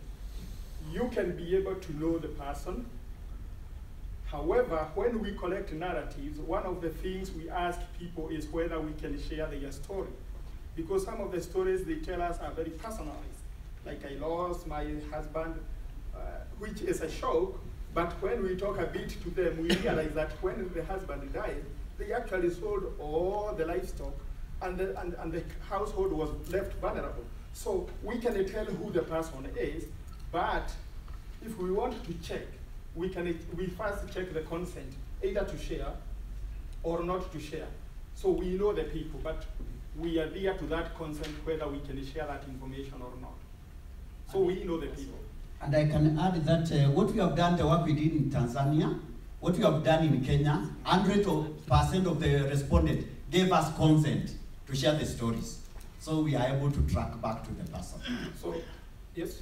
Just a quick note, we are going to save questions till the end, so if you can write them for both presentations, if you can use your index cards, we'll just make sure, we want to make sure that we're getting through both presentations in a timely manner, okay? Just how much Thank time you. do we have? You have 3 minutes left. Okay. So, very quickly with 3 minutes, so these are some of the things that we found out. We will share the slide. It's a lot of things we can share. I didn't know time runs that fast, but let me go for it. So, from the eastern and western Kenya, you can check what the trends are, but in general, you see only 40% took a vulnerable pathway. 20% were able to do a resilient pathway, like going back to where they were before. And 40% took a prosperous pathway, that they really went up after the experience. So this is part of, if I can show you how the platform looks, it's something like that. This is how we conduct SenseMaker. If you can compare a bit of there, it is very reflective. Even that lady can tell you that she's really processing her own experience. Then she thinks about what to answer using the tools we have. Then she goes for it. We use a number of tools. It's quite some details. Then she goes for it. So usually we let them do their own analysis. So it is, this is something else why it is different from other M&A systems whereby we are doing the analysis. You can see how they say about the whole process. One of the ladies told us that it is her first time she has ever reflected about her own experience, and she is now aware of the capabilities and the many resources she has. So it is empowering in a way. It is not extractive research. It is people who are learning through the process. Another guy told us that it was like an exclusive workshop for me, and I was able to reflect on my own experience. So this one was very moving for me in Eastern Kenya. The lady said, and it is exactly that lady, I never participated in something like this before. I tell my daughter-in-law to go because I am literate. I like it a lot because I was able to fully participate and share my own experience. So this is the SenseMaker approach. If nobody talks, I continue. You have 1 minute left. 1 minute left. So I may want to pick the most important now because I don't have time. The assets that made the difference, we were actually able to disintegrate prosperous, where people collapse, where they bounce back to the same level. What assets made the difference? Very interesting trends here. Human assets, the most important was labor and ability to work. So as a programmer, you want to know which assets really make a difference and focus on those. Social assets, family and relatives, and all the others there lined. CRS came about number 4. People's relationship with the CRS was very important in their situation. So private sector, somebody was talking in the morning about the relative importance of private sector, public sector, and civil society. Many people think the public sector is actually very important in helping being resilient. And also the NGOs. The government not doing very well here. And we may need to know why. Like he said, these weak signals are very important. We don't say, oh, those are outliers like the other many systems. They could show us where people generally want to go, or how the people who are starting are going. Natural assets that were very important, farm and fertile soil. coming there. This is important climate pathways. Everybody thought that changing climate really affected their own situation.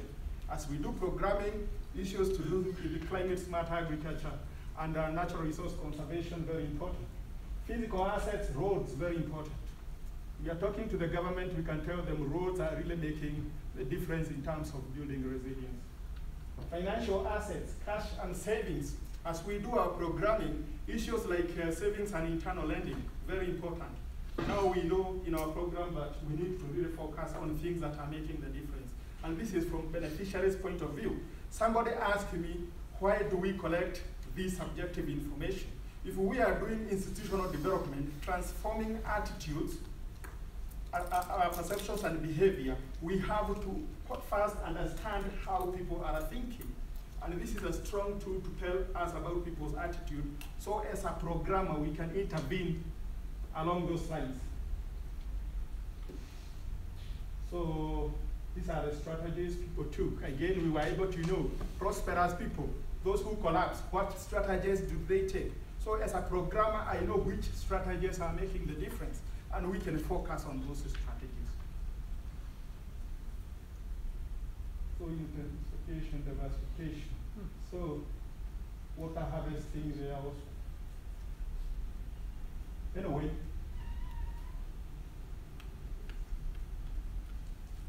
all these are the strategies, diversification and how they affected the prosperous and all these. You can go check in because we don't have a lot of time.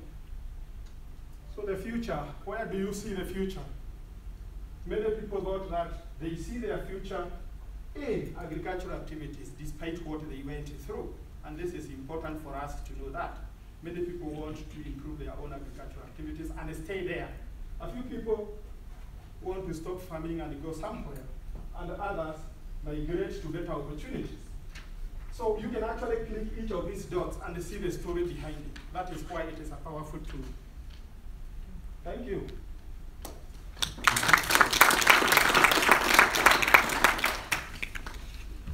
So,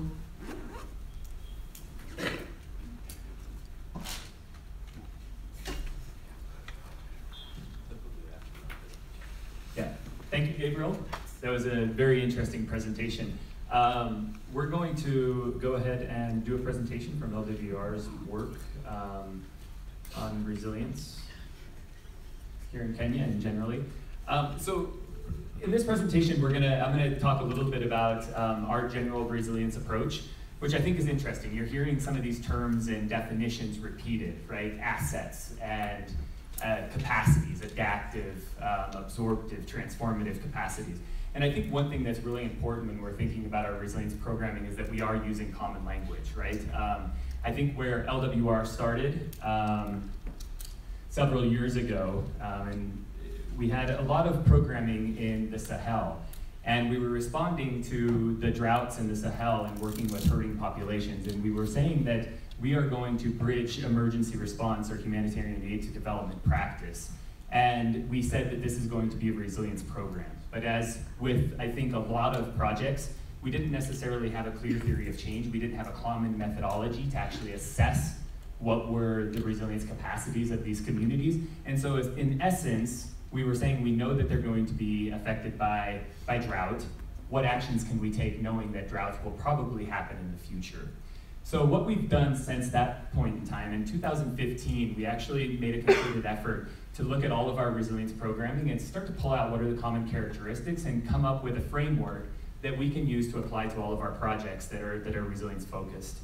And we had several pilots, and so we had a coffee resilience initiative in Nicaragua, Honduras, and Haiti. We had a climate adapted farming in Mount Elgon, which we will talk about a little bit here.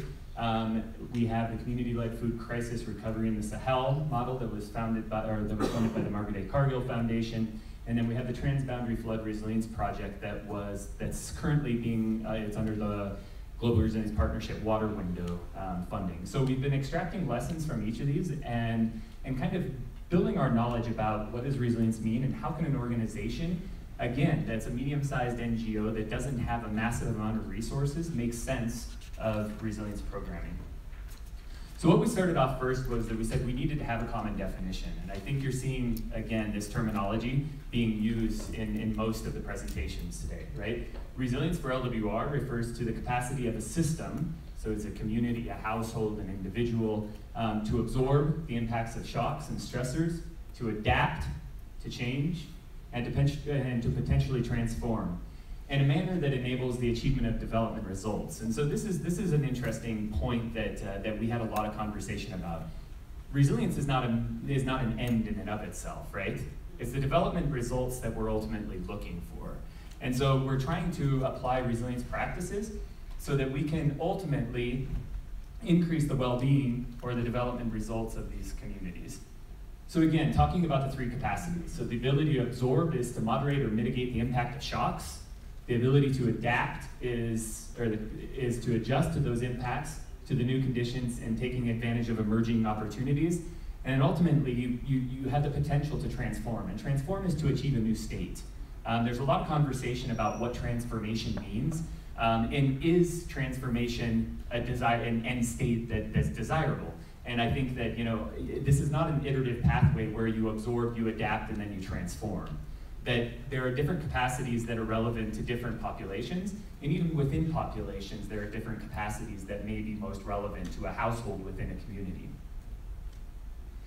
So from a very basic perspective, right? I mean, working from the fundamentals is oftentimes something that we skip, right? And we say that there are some key questions that we have to answer when we're thinking about our resilience programming before we even start with the measurement, right? It's the resilience to what, for whom, how, where, and for what, right? So this starts to frame your programming in a pretty concise way. It starts to get at the theory of change that Bruce was talking about that's essential for you to go through thinking about your resilience programming. I think what we ended up doing is we actually created an entire framework around resilience. And so the resilience to what? So we have to think about the shocks and the stressors, and we actually created a tool, which I'll show you the entire tool that helps you kind of think through the different elements of a framework. We call it the dynamic resilience wheel. But the first part of the wheel is looking at the shocks and the stressors. The next part of the wheel, in the black part, it's resilience for what? So is it quality of life? Is it well-being? Is it some other aspect that you're actually looking to accomplish at the end of the day? And then you get to the resilience for how, which I think is oftentimes the most complex aspect of the resilience framework, right? And you start to see these different elements that some of them were, Gabriel and his colleague were talking about, assets, right? Assets or capitals are kind of a foundation to resilience building. And I think the assumption is if you build assets, that if you have more assets, that you will become more resilient. But that's not always the case, right? And so one thing that we started to look at were what we say are the attributes. And so this is the resilience wheel in its totality. And so it's really a very kind of practical way to view all of the elements of a resilience framework so that you can consider them as you're designing your project and as you're outlining your resilience theory of change. One thing that we thought that we've seen that has been actually very useful for designing resilience programs are these attributes. So you can accumulate capitals, but how you accumulate capitals is important, and how those capitals are actually used in times of shocks and stressors is also really important. So when you're accumulating your capitals, do you have redundancies in the capitals that you're accumulating? Is that important? Do you need redundancies in your economic capitals? Is savings enough? Is savings in a cash form what you need? Can savings be in the natural capital? And so you start to look at redundancies, and then you say, what are some of the other attributes of these resilient communities that they will need to have in order to actually take action when a shock comes? So you start to think about things like rapidity. How rapidly can they respond to a shock and actually use the assets that they've accumulated over time? So this is giving LWR a common way to talk about all of its programming. And I think that that's really important for an organization, and I think it's really important for the development community as well. If we're all talking about different things in a different way, we're not going to be able to collaborate to compare and to actually say, you know, this thing is working here and this thing isn't, because we're talking about apples and oranges, right? So this has been something that's been really valuable for LWR. And then in LWR, we really said that we're going to focus on a few core areas in terms of resilience. We said we want to look at the linkages between gender and resilience. You saw that pop up in several circumstances and some of the indicators that Bruce showed, that women's empowerment was really important for resilience. We look at the role of social capital in resilience building. LWR says that it believes that this is, and it's been borne out in research, that social capital is very, very important. As I mentioned, we have a project in India and Nepal, and we're looking at flooding the transboundary. So how do you deal with resilience when you're looking across boundaries and you have to have coordination between governments, or you have the lack of coordination between governments? Can you look at resilience in terms of improving that social capital of the communities, of Indian communities and Nepali communities across the borders? We're also looking at bridging emergency response into development. How do we link those two? A transversal area obviously is measurement, and I think that's oftentimes one of the most difficult things to do, which we're improving on that, but it's all a foundation in measurement is your theory of change that you have in your project. And then finally we have coffee's livelihoods resilience. So coffee is a core programming area for LWR, and so we've been looking at the resilience of coffee farming communities in several regions in different countries. So from there, I just wanted to share a video. Part of what LWR has been doing is trying to be more intentional about extracting evaluation results that are useful and sharing them. And one of the things that we find is obviously most people don't read big, thick evaluations, right? And so what we're trying to do is when we do an evaluation, we try to distill what are the key findings behind the evaluation, create a video that captures those so that it's going to get people engaged in the stories that are behind the evaluation so that they're actually used. So I'm going to play a video for you real quickly of, it's Stella Wanyama's story. And she is a coffee farmer on Mount Elgon. I'm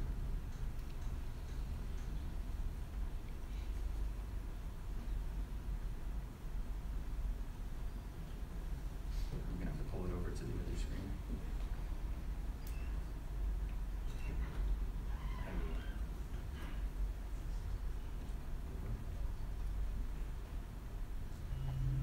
So, let's pause it real quickly.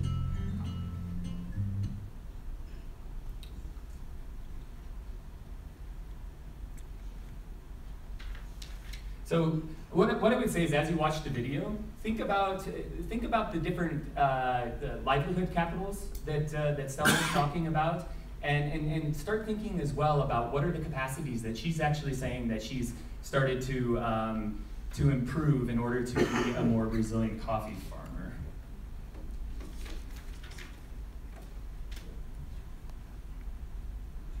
All right.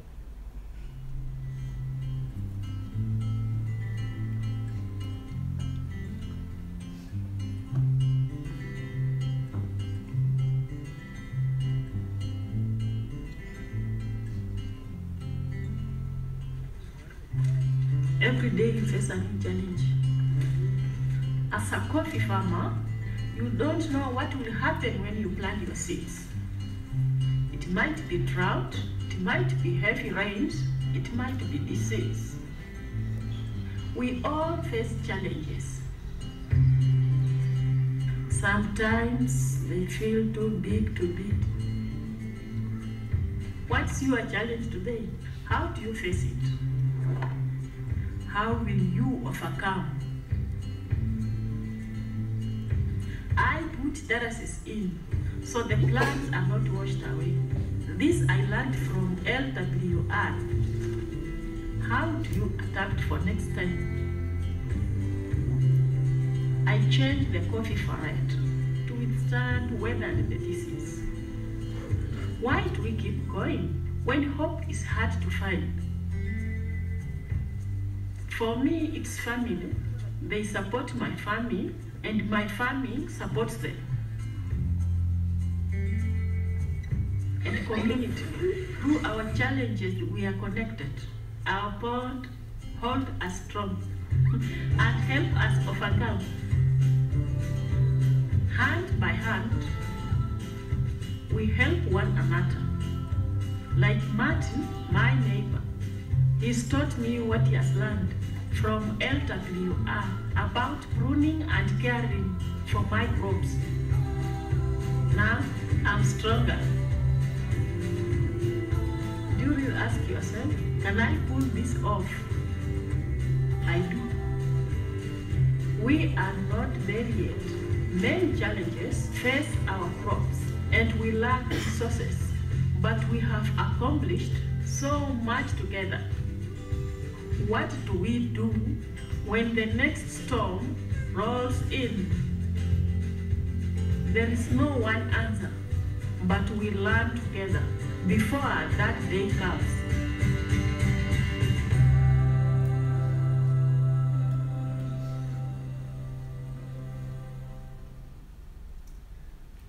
So I'm going to go ahead and hand it over to Jacob to talk a little bit, to give you a little bit more context about what that video is representing and some of the findings from the evaluation that are actually a bit more tangible. Very good, Jacob. Sure. Thank you, Garrett. Yes, so as Garrett said, I will take the next few minutes to take you through one of the projects that was pilot in which LWR got the opportunity to apply the resilience framework. And this is the CAFÉ project. This project was a 3-year project implemented in 2 countries. That is Kenya and Uganda.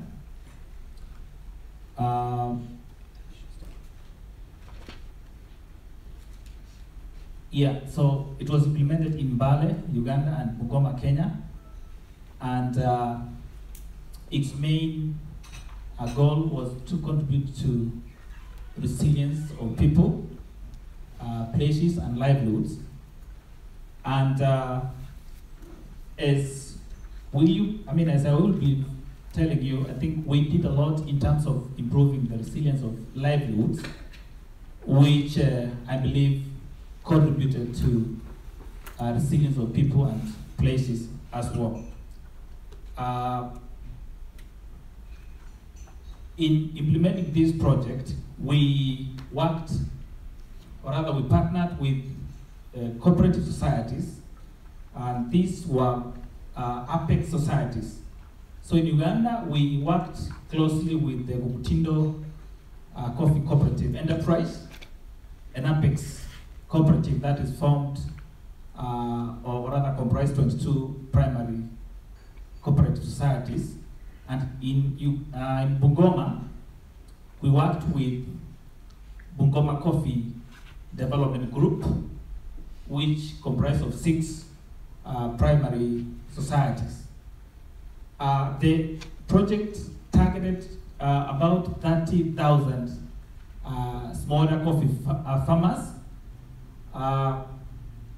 15,000 of them in Uganda and about 14,200 in Kenya, but in reality, we reached to 9,814 in Kenya, majority of whom were male farmers.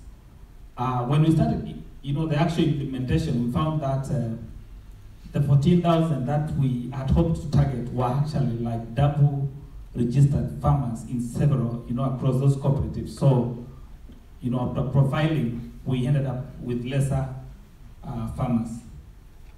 You may ask why more male farmers?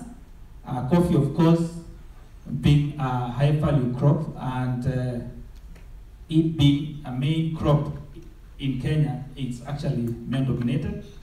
But as an organization, we found a way of even reaching out to women as well, and even the youth. The project had 3 main outcomes. Number 1, it sought to provide sustainable and equitable services to farmers, and this was done through the cooperatives. To talk more about these services, we are talking about ANG extension services. We are talking about provision of marketing services. And we are also talking about provision of financial services, all of which we did together with our partner societies. We also sought to achieve the outcome of increasing incomes, and this was through improving the coffee volumes that the farmers deal with, and not only volumes, but also increasing the quality of the coffee produced. Last but not the least, as we do the two above, we also sought to protect the farmers' agricultural assets, in the face of changing climate and environmental degradation. And this is very key because we know farmers really rely on their natural assets. In terms of focus on resilience, the CAFÉ project worked around 5 capitals and how they relate in terms of their pathways to resilience capacities. And these 5 include social capital, human capital, physical, natural, and economic capital. And the hypothesis here is that social capital, human capital, physical capital, and natural capital, when increased, will actually achieve economic capital. That was the hypothesis within which this project was designed. Whether that was achieved or not, I think it's something that I will be sharing as I move on. The CAFÉ project evaluation methodology was quite participatory, and this was geared towards making sure that all the stakeholders were in one way or another involved. And just as we've had, we got, or rather, the evaluation, both midterm and the final evaluation exercise, which were actually conducted by an independent external consultant, collected data using all these platforms, even including interviews and focus group discussions, with a view to ensure that most of the people, or other stakeholders, were actually had their views heard.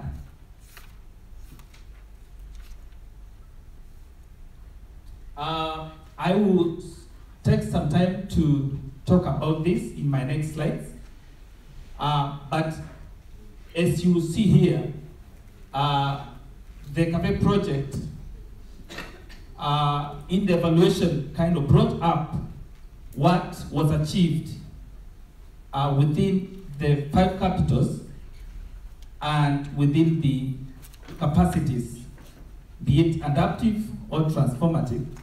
But I think it's important to say here that the project achieved more of adaptive capacities and a bit touched on transformative.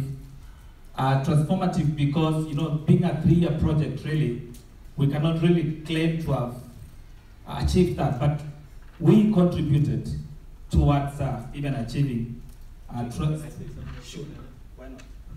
So I just wanted to say, when the project was originally designed, it was a first attempt to use this resilience framework and to start to think through what it meant by transformative, adaptive, and absorptive capacities. And I think what we have here is that we hypothesized that you could actually create transformative capacity, and we tried to link indicators in the project to what we think would contribute to transformative capacity. And I think what became very clear at the end of the project was, as Jacob said, you don't create, for the most part, transformative capacity in a 3-year project that's relatively small. And in particular, the indicators that we had linked to transformative capacity didn't necessarily contribute to transformative capacity. So all of this process was actually really interesting from a learning perspective, where we applied things, we did our best to try to apply a resilience framework. And as we went through the evaluation, we really learned what we knew and what we didn't know, and how we would continue to adjust the programming in the future. Thank you very much, Gareth. Yes, so for each of those capitals, I will be sharing some of the achievements, maybe the challenges we came through, and some of the resilience questions that we may pose. Just to start with the social capital, I think you may realize that we achieved quite a lot in terms of supporting farmers to purchase crop insurance. And this achievement is more so because we actually, our approach of implementation was focused towards working with farmer cooperatives. These were institutions that were already formed, and as an organization, we knew that it is good to take advantage of that. And since we were working through these farmer cooperatives, the crop insurance, and particularly against weather-related risks, was done through the cooperative. So here is a case where farmers will register to have deductions made from their coffee payouts, and then that amount is paid directly to the insurance company by the coffee society itself, and that's how we managed to get to 80%. One of the other achievements we got in terms of social capital was mobilizing farmers to increase their own savings, and this really helped them to access capital which they would use to meet their small day-to-day needs, especially purchase of farm inputs, which at the start of the project was quite a challenge, to the extent that you will find farmers getting loans from their cooperative societies, but diverting that loan, if it was in form of fertilizer, to applying it to other value chains that would generate money faster, for example, like tomatoes. So we brought out this idea of the VSLS so that farmers would have access to regular income, which would directly address that, so that whatever input they get from their cooperatives can go directly to support the main value chain, that is coffee. But we have a resilience question here, and we are talking about, rather we are asking ourselves, whether the Apex organizations that we implemented through the Bungoma County Coffee Development Group and the Womutindo as Apex organizations, as good as they may be to us when we are implementing through them, because we are enjoying economies of scale and things like that, but will they really sustain after the project pulled out? Will they continue reaching out to the 6 societies, or will the societies go back to their original way of management? Because each of those 6, each of the 22 have their own management boards, which were operating even long before we came. So that's an issue that we really thought to ask whether really the cooperative societies role is sustainable. Number 2, we realized that although coffee is highly, a main crop, when we started working, especially through the VSLS, we found that over 80% of the participants were actually women, and men kind of felt that it was too late for them, so they did not really engage. Further to that, we also found that the most vulnerable coffee farmers, be they men or women, did not really fully participate in VSLS. And therefore, the vicious cycle of them not increasing their coffee volumes, or rather productivity, and increasing their quality of coffee really remained, because they could not access the farm inputs. So we may want to really look into that. And so this was actually an interesting finding, because the VSLAs, the Village Savings and Loan Associations, were essentially implemented as a structure to facilitate economic kind of savings and gains, right? So it was an economic structure. But when they did the evaluation, they actually found that the women that were participating in these VSLAs found it to be a very important kind of social bonding mechanism for themselves. And so that's where it went into the social category, whereas originally we had thought about it from an economic perspective. And then I think the key thing is that our hypothesis and a lot of our programming is that if we work with cooperative societies, that they play a key role of bringing people together, and in times of shock, they actually provide structures from a social perspective to help and assist their the members of the cooperative. And we question, and the resilience question is, if these cooperative societies actually don't function the way that we thought they would, then that actually brings into question the achievement of resilience that we've actually had in this project. Thank you. So the next is the natural capital, and the achievement of that is that the project was able to strengthen farmers' practices, best practice in terms of good agronomic practices, and you know, from the table that we had shown earlier, you find that 90%, no, what is it? Human, yeah, 100% of the farmers that we worked with at least knew one way to mitigate against a change effects on their crops. So we had, you know, built their capacity to the extent that in terms of them being able to apply best practices, they had that knowledge. And so we feel their capacity in terms of technical practice was quite built. We also developed knowledge around climate change and resilience. But just as the social capital, we have some resilience uncertainties, and one of them is the differing level of community knowledge workers' knowledge, and this is because in implementing this project, we used an approach where we improved access to agriculture extension through a community knowledge workers approach. And this category of farmers we are calling community knowledge workers are actually, you know, farmers who are coffee farmers themselves, or rather producers themselves, who we train, or rather the project trained further, so that they can be better positioned to share that knowledge with their fellow farmers.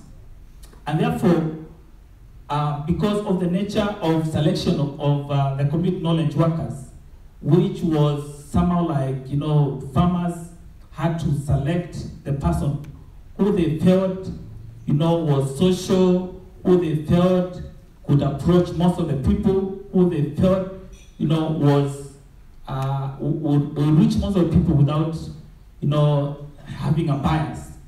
We ended up having, you know, community knowledge workers who had different educational backgrounds, and therefore that may have affected delivery of knowledge to the farmers. Further, we also noted that the community knowledge workers themselves had different incentive levels. Whereas some of them joined, you know, thinking that the project was offering like an employment to them, others saw an opportunity where they would be able to continue serving the farmers and probably position themselves to providing a service at a fee during and even after the project. And therefore, this poses an uncertainty question that some of them continued, others did not continue. The other question, which is closely related to that, the fair we are talking about, the village enterprise agents whose title we use interchangeably with the community knowledge workers. So we're asking whether there is enough incentive for these agents really to continue serving the farmers.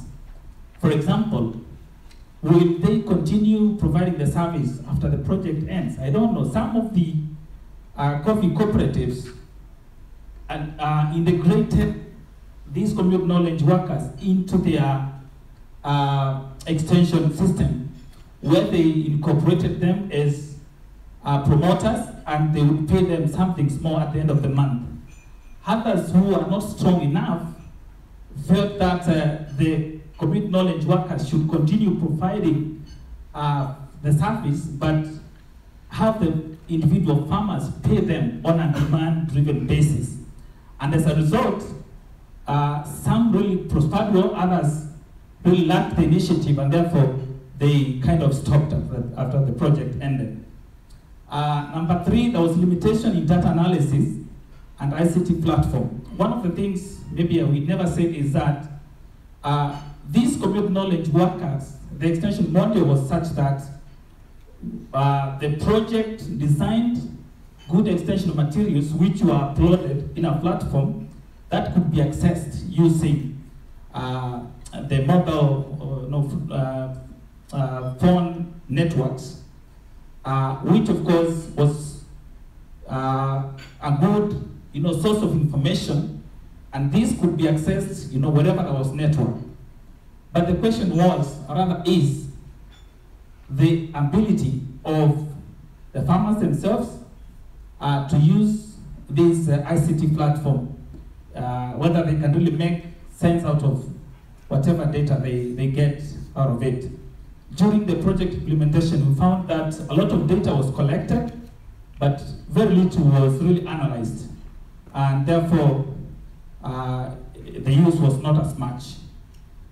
Last but not the least, we also found that there was limited implementation of farmer schools and demonstration plot, and this is because largely when we were designing this activity, we anticipated that the partners and the cooperatives would be able to invest into these farmer schools, where they would provide the community knowledge workers with tools and demonstration equipment, and that never happened in all the farm schools and demonstration plots, and therefore that limited learning in those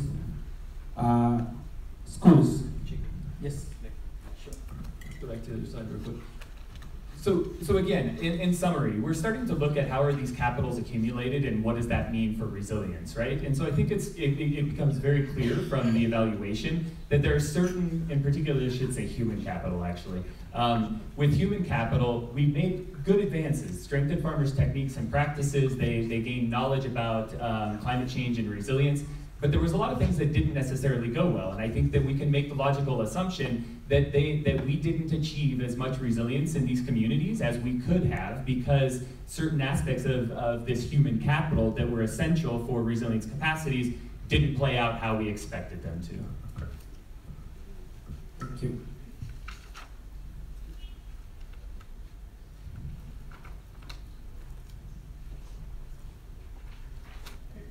So, talking a bit more about the achievements and economic capital. At the start of this project, we hoped that, after building the capacity of the targeted farmers, we'll be able to increase their productivity, or rather productivity of the coffee, from what we got at base, less than 1 kilo of coffee per tree, to at least 4 kilos per tree. But at the end of the project, we only found that we only managed to achieve 23%. So this is something, of course maybe our target was very ambitious, but we only managed to achieve 23%. And probably talking a bit more about this is that we found a very close relationship between farmers who had the ability to apply knowledge by a way of purchasing farm inputs, really make most of these 23%. We also managed to support alternative value chains, especially we developed value chains along coffee as well. A resilience and certainty under the economic capital, which relates to what we achieved.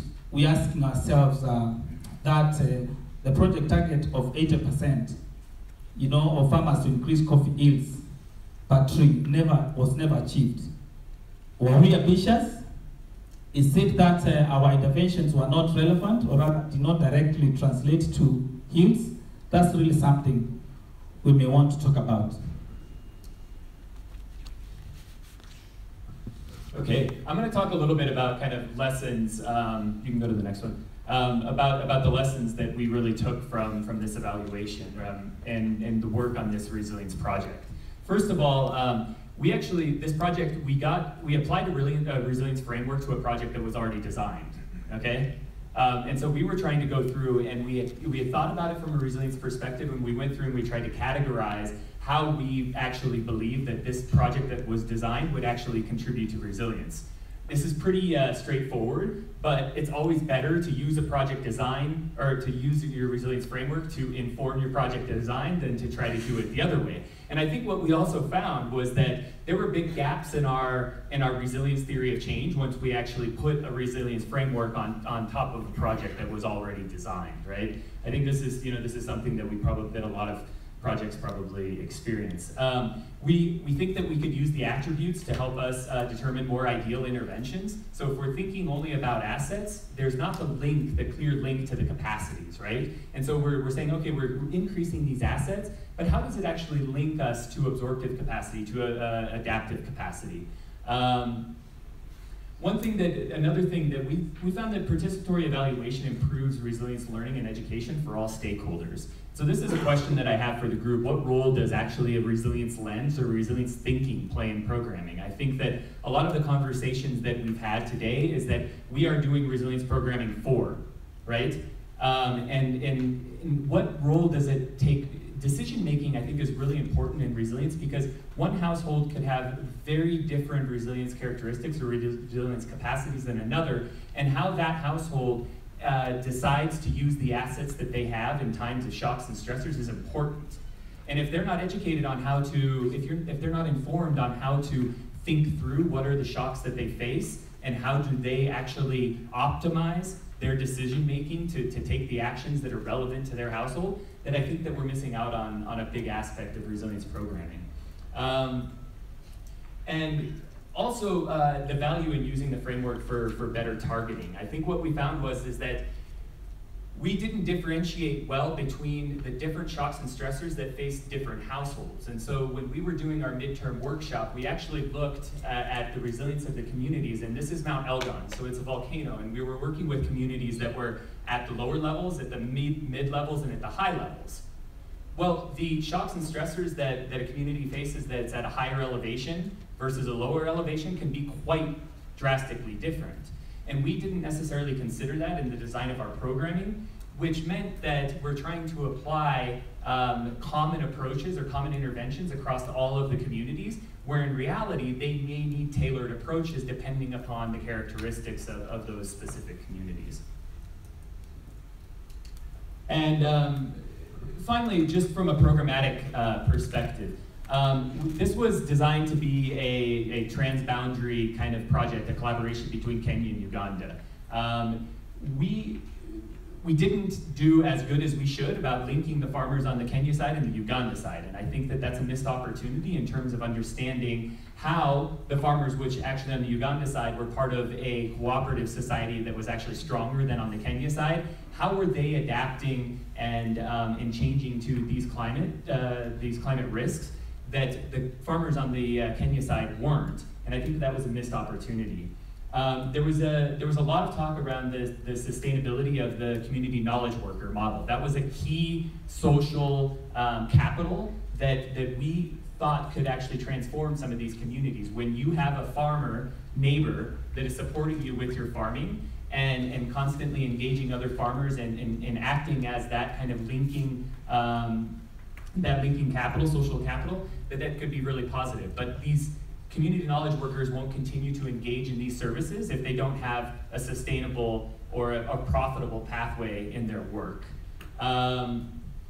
They need to expand and improve the toolbox supplied to the community knowledge workers, obviously giving them better tools to use, more training, more actual physical tools, and then also the data that was being collected from the field was not necessarily going back down to these community knowledge workers, which influenced their ability to target or to tailor their advice that they were giving to their neighbor farmers. So we have a couple additional CAFÉ project resources. They're over on the table. Again, this was a learning journey for us about how do you actually apply resilience in our programming. I think we learned how some things are actually really relevant in terms of social capital, in terms of the natural capital that the communities were able to accumulate. But we also learned that there were gaps in our theory and that we could have really improved our resilience programming if we would have had a more consistent and sound resilience theory of change behind this project. So thank you guys, and if you have any questions, it's open up. And the questions now can be for both LWR and for CRS's presentation on their work with SenseMaker. So we'll open it up. Questions?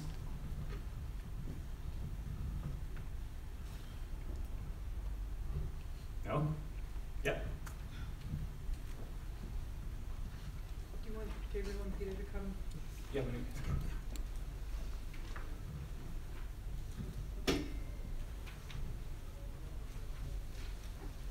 This is for CRS. I liked your approach, particularly the approach of going to individual farmers. You see, participatory methods are fairly new, or maybe they keep changing, we keep adjusting them. Just about terminology, you mentioned key informants being, most of the time gatekeepers, and we're not getting really good information from them. But if we are to define key informants, who is more key than the individual that the farmer or the livestock keeper that we're talking about?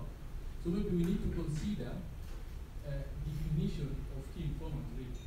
But generally, your approach is interesting. Thank you. I can just respond to that and say that when we were trying to get the key people, the key respondents, we did sampling. And within our sampling, we were actually doing a sampling to ensure that all the farmers are considered. Because as you mentioned, is that before we have been going to some of the people who are in management and they are the ones who come in. But through our sampling, we were able to go to the person and we did it in private. I remember my colleague mentioned that because the process requires privacy so that we are able to get the narrative, that story, that experience the person has gone through. Thanks for your contribution.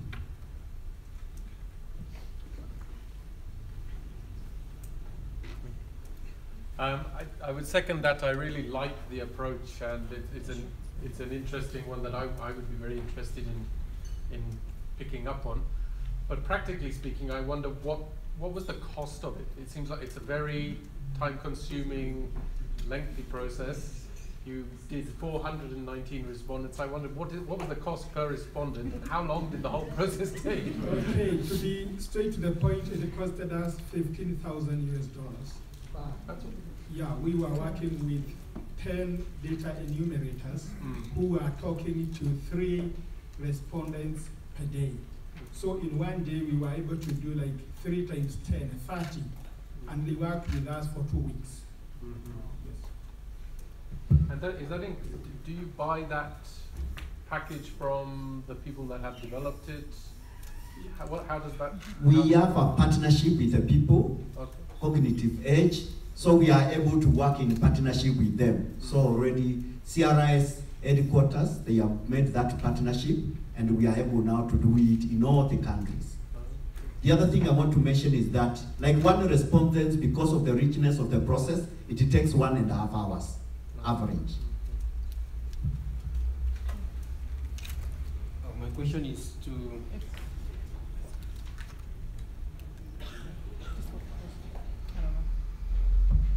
my question is to the CAFÉ projects.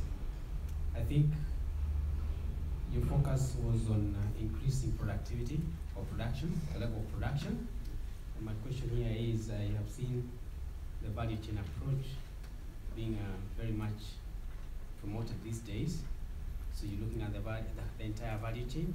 I did not see the bit of income that should have come from that production. And secondly, was that target of getting 4 times the production really a reflection of even the genetic capacity of the coffee variety that you're dealing with? Thank you, Peter. Yeah, it's true that we did not talk about the details of how much income really that translated to, but it's important here to mention that first, the genetic potential of the varieties that we are dealing with can go up to 12, 15 kilos. But because of the management practices that the farmers have been applying, a tree that is as old as the farmer, or even more older than the farmer himself, really with bad management had got down to even less than a kilo, 0.5 kilos per year. And so we were beginning that low, and our part of input was really to help the farmers to change the tree cycle. Those are some of the the human capacities that, or rather human capitals, or rather practices that we did not talk about in details, but we helped them to go through change of a cycle, coffee tree cycles. We introduced even new high-yielding coffee varieties, and I can tell you, within the 3 years, we are talking about a change of coffee prices because of the small change of quality from less than 30 shillings per kilo to about 65 by the end of the project. Again, that is not purely attributed to what the CAFÉ project did. We know there is world coffee market, that plays into it, but we are proud of the contribution that we managed to make. Thank you.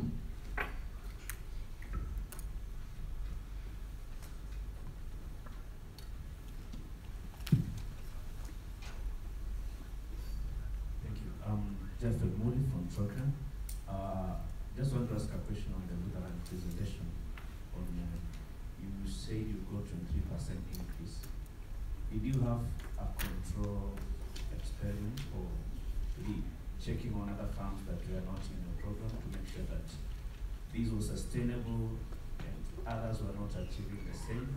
Maybe it could be climatic conditions that were favorable this time that were measuring the results.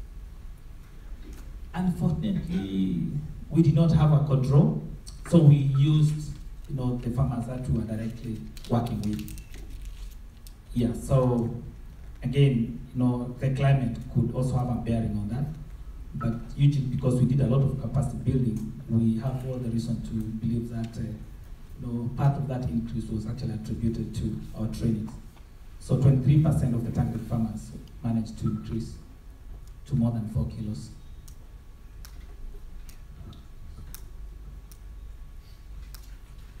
Julie Mbongo from Wetlands International. Now, this is a question to LWR. Now, when you were going through the natural capital, coming from an environmental background, when I talk of natural capital, I'm talking about the forest, the air, and the water, and all those things.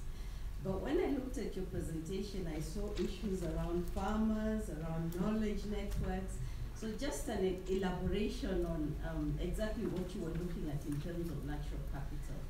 Yeah. Then, sorry, second question, let me just finish off. Second question, one of the things that came out from the presentation in the morning, this is for both CRS and LWR, is that one of the best practices for resilience is meaningful partnerships and also multi-sectoral approaches. So just to hear from both of you, how much of that did you include in these projects? Thank you.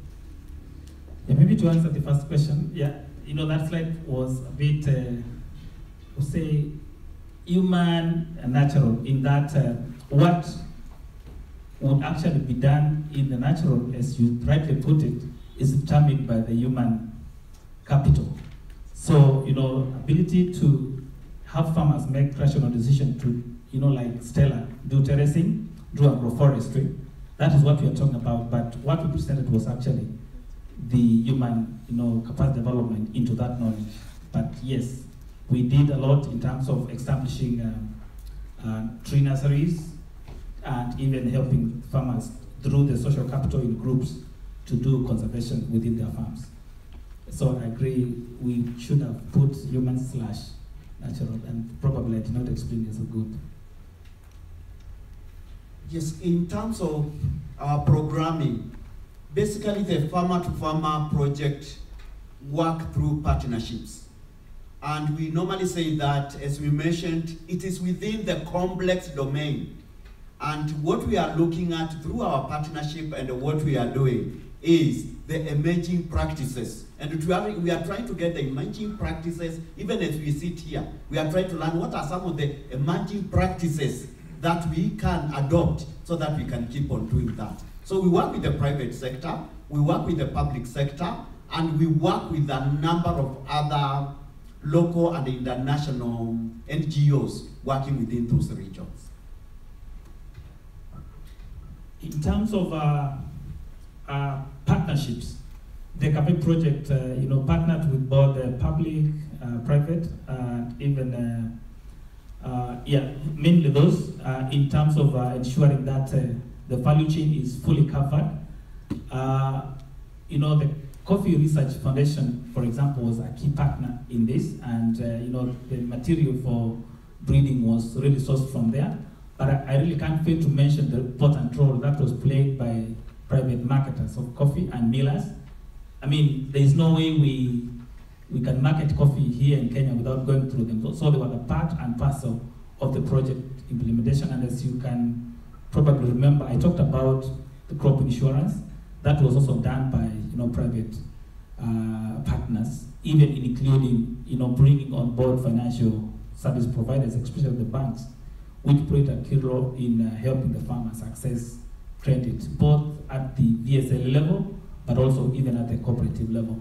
So it may not have been as good as, you know, envisaged, because, as you know, the private partner always do, you know, very deep analysis, such that as they go into investing, they can see what they, you know, be getting out of their investment. So especially the access to funding may not have gone to, I mean, to credit may not have gone to the level where we would have wished in terms of, you know, the size of the loans.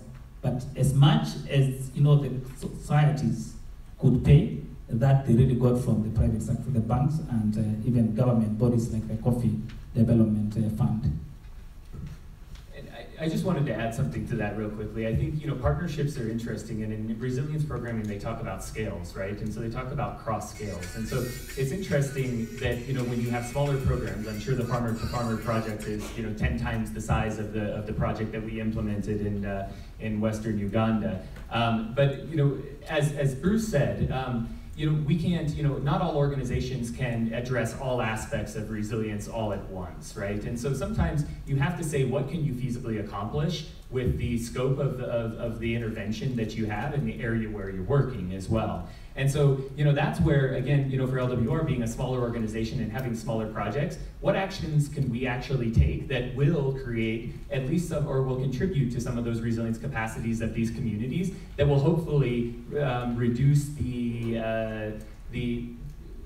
level at which they suffer when a shock comes. And so a lot of that was really focused on, can you engage the capacity of those cooperative societies to play that convening role? Can you change some of the agronomic practices so that they're aware when they're facing either strong storms or drought that they can actually conserve the water or ensure that the water isn't washing away their crops? And so some of these things are actually very basic in scale, but I think that the evaluation also found that those do help to increase the capacity of those coffee farmers. Now, are they fully resilient? Absolutely not, right? They're absolutely not. And I think that that's the understanding, is that when we do these small projects, should we do a 3-year project, or should we actually plan to be in these communities for 10 or 15 years where you can iteratively program and build upon those strengths so that you actually start to get up to those different scales of programming? And so, yeah, it's an important, I think, question, and oftentimes we're faced with practicalities of budget and scope of our projects that we can't always change. So I want to add a bit about partnership. Just to let you know that we are working with 134 partner organizations in Kenya, Uganda, Tanzania, and Ethiopia. So as Gabriel said, is that we are already implementing these kind of partnerships, and whatever we present here was an evaluation that actually confirmed from the people's perspective that this partnership was actually very important, not just from our own perspective. So this was an evaluation that was trying to check how people also perceive these partnerships and how they help them build resilience. Thank you. My question goes to CRS. I still want to understand much better whether the SenseMaker software is able to categorize the respondents in terms of the different variables, be it gender, poverty levels, and the likes. And I'm also asking that because I realized in the bandwidth graphs, there seems to be quite homogeneous responses after the shock and eventually away from the shock. Okay, so in SenseMaker we use 5 different type of tools. We use one tool we call slider, where people move from one scale to another, like to what extent. And the people can actually work with that in the village. We also use a triad. This is a triangle you are seeing there, and where people are able to place things. This one compares like 3 things, the way the respondents find them. And you can actually use local materials. I remember in Tanzania we were using sugarcane to make those triads, and people are comfortable with them. We also have another one we call canvas with stone. This one is for comparing about 4 things. If you want to compare 4 things, you can actually use that. Very simple tools to use. Finally, and this is where your question came from, we use filters. Filters are actually multiple choice questions, also in the same process. And you can actually use those filters to categorize people by age, by gender, by whatever. Remember, most of our findings were also somehow disaggregated, like these people who took a prosperous pathway, what are all the characteristics they had in terms of strategies, assets, and everything. So people who were prosperous, people who collapsed, what kind of strategies did they take and what assets did they have? Very important information when you are trying to do your programming. We're going to take one more question from this side of the room. Don't make me choose. And then people will be able to continue the conversation at lunch and afterwards. Thank you. My name is Lawrence Kiura from Division. And thank you very much for your 2 presentations. But one thing that I'm asking myself is with respect to the one for the Lutheran Church, where the focus was on in Mount Elon area. Whereas I agree that coffee could be a problem in that area. just like this in most of the rest of Kenya.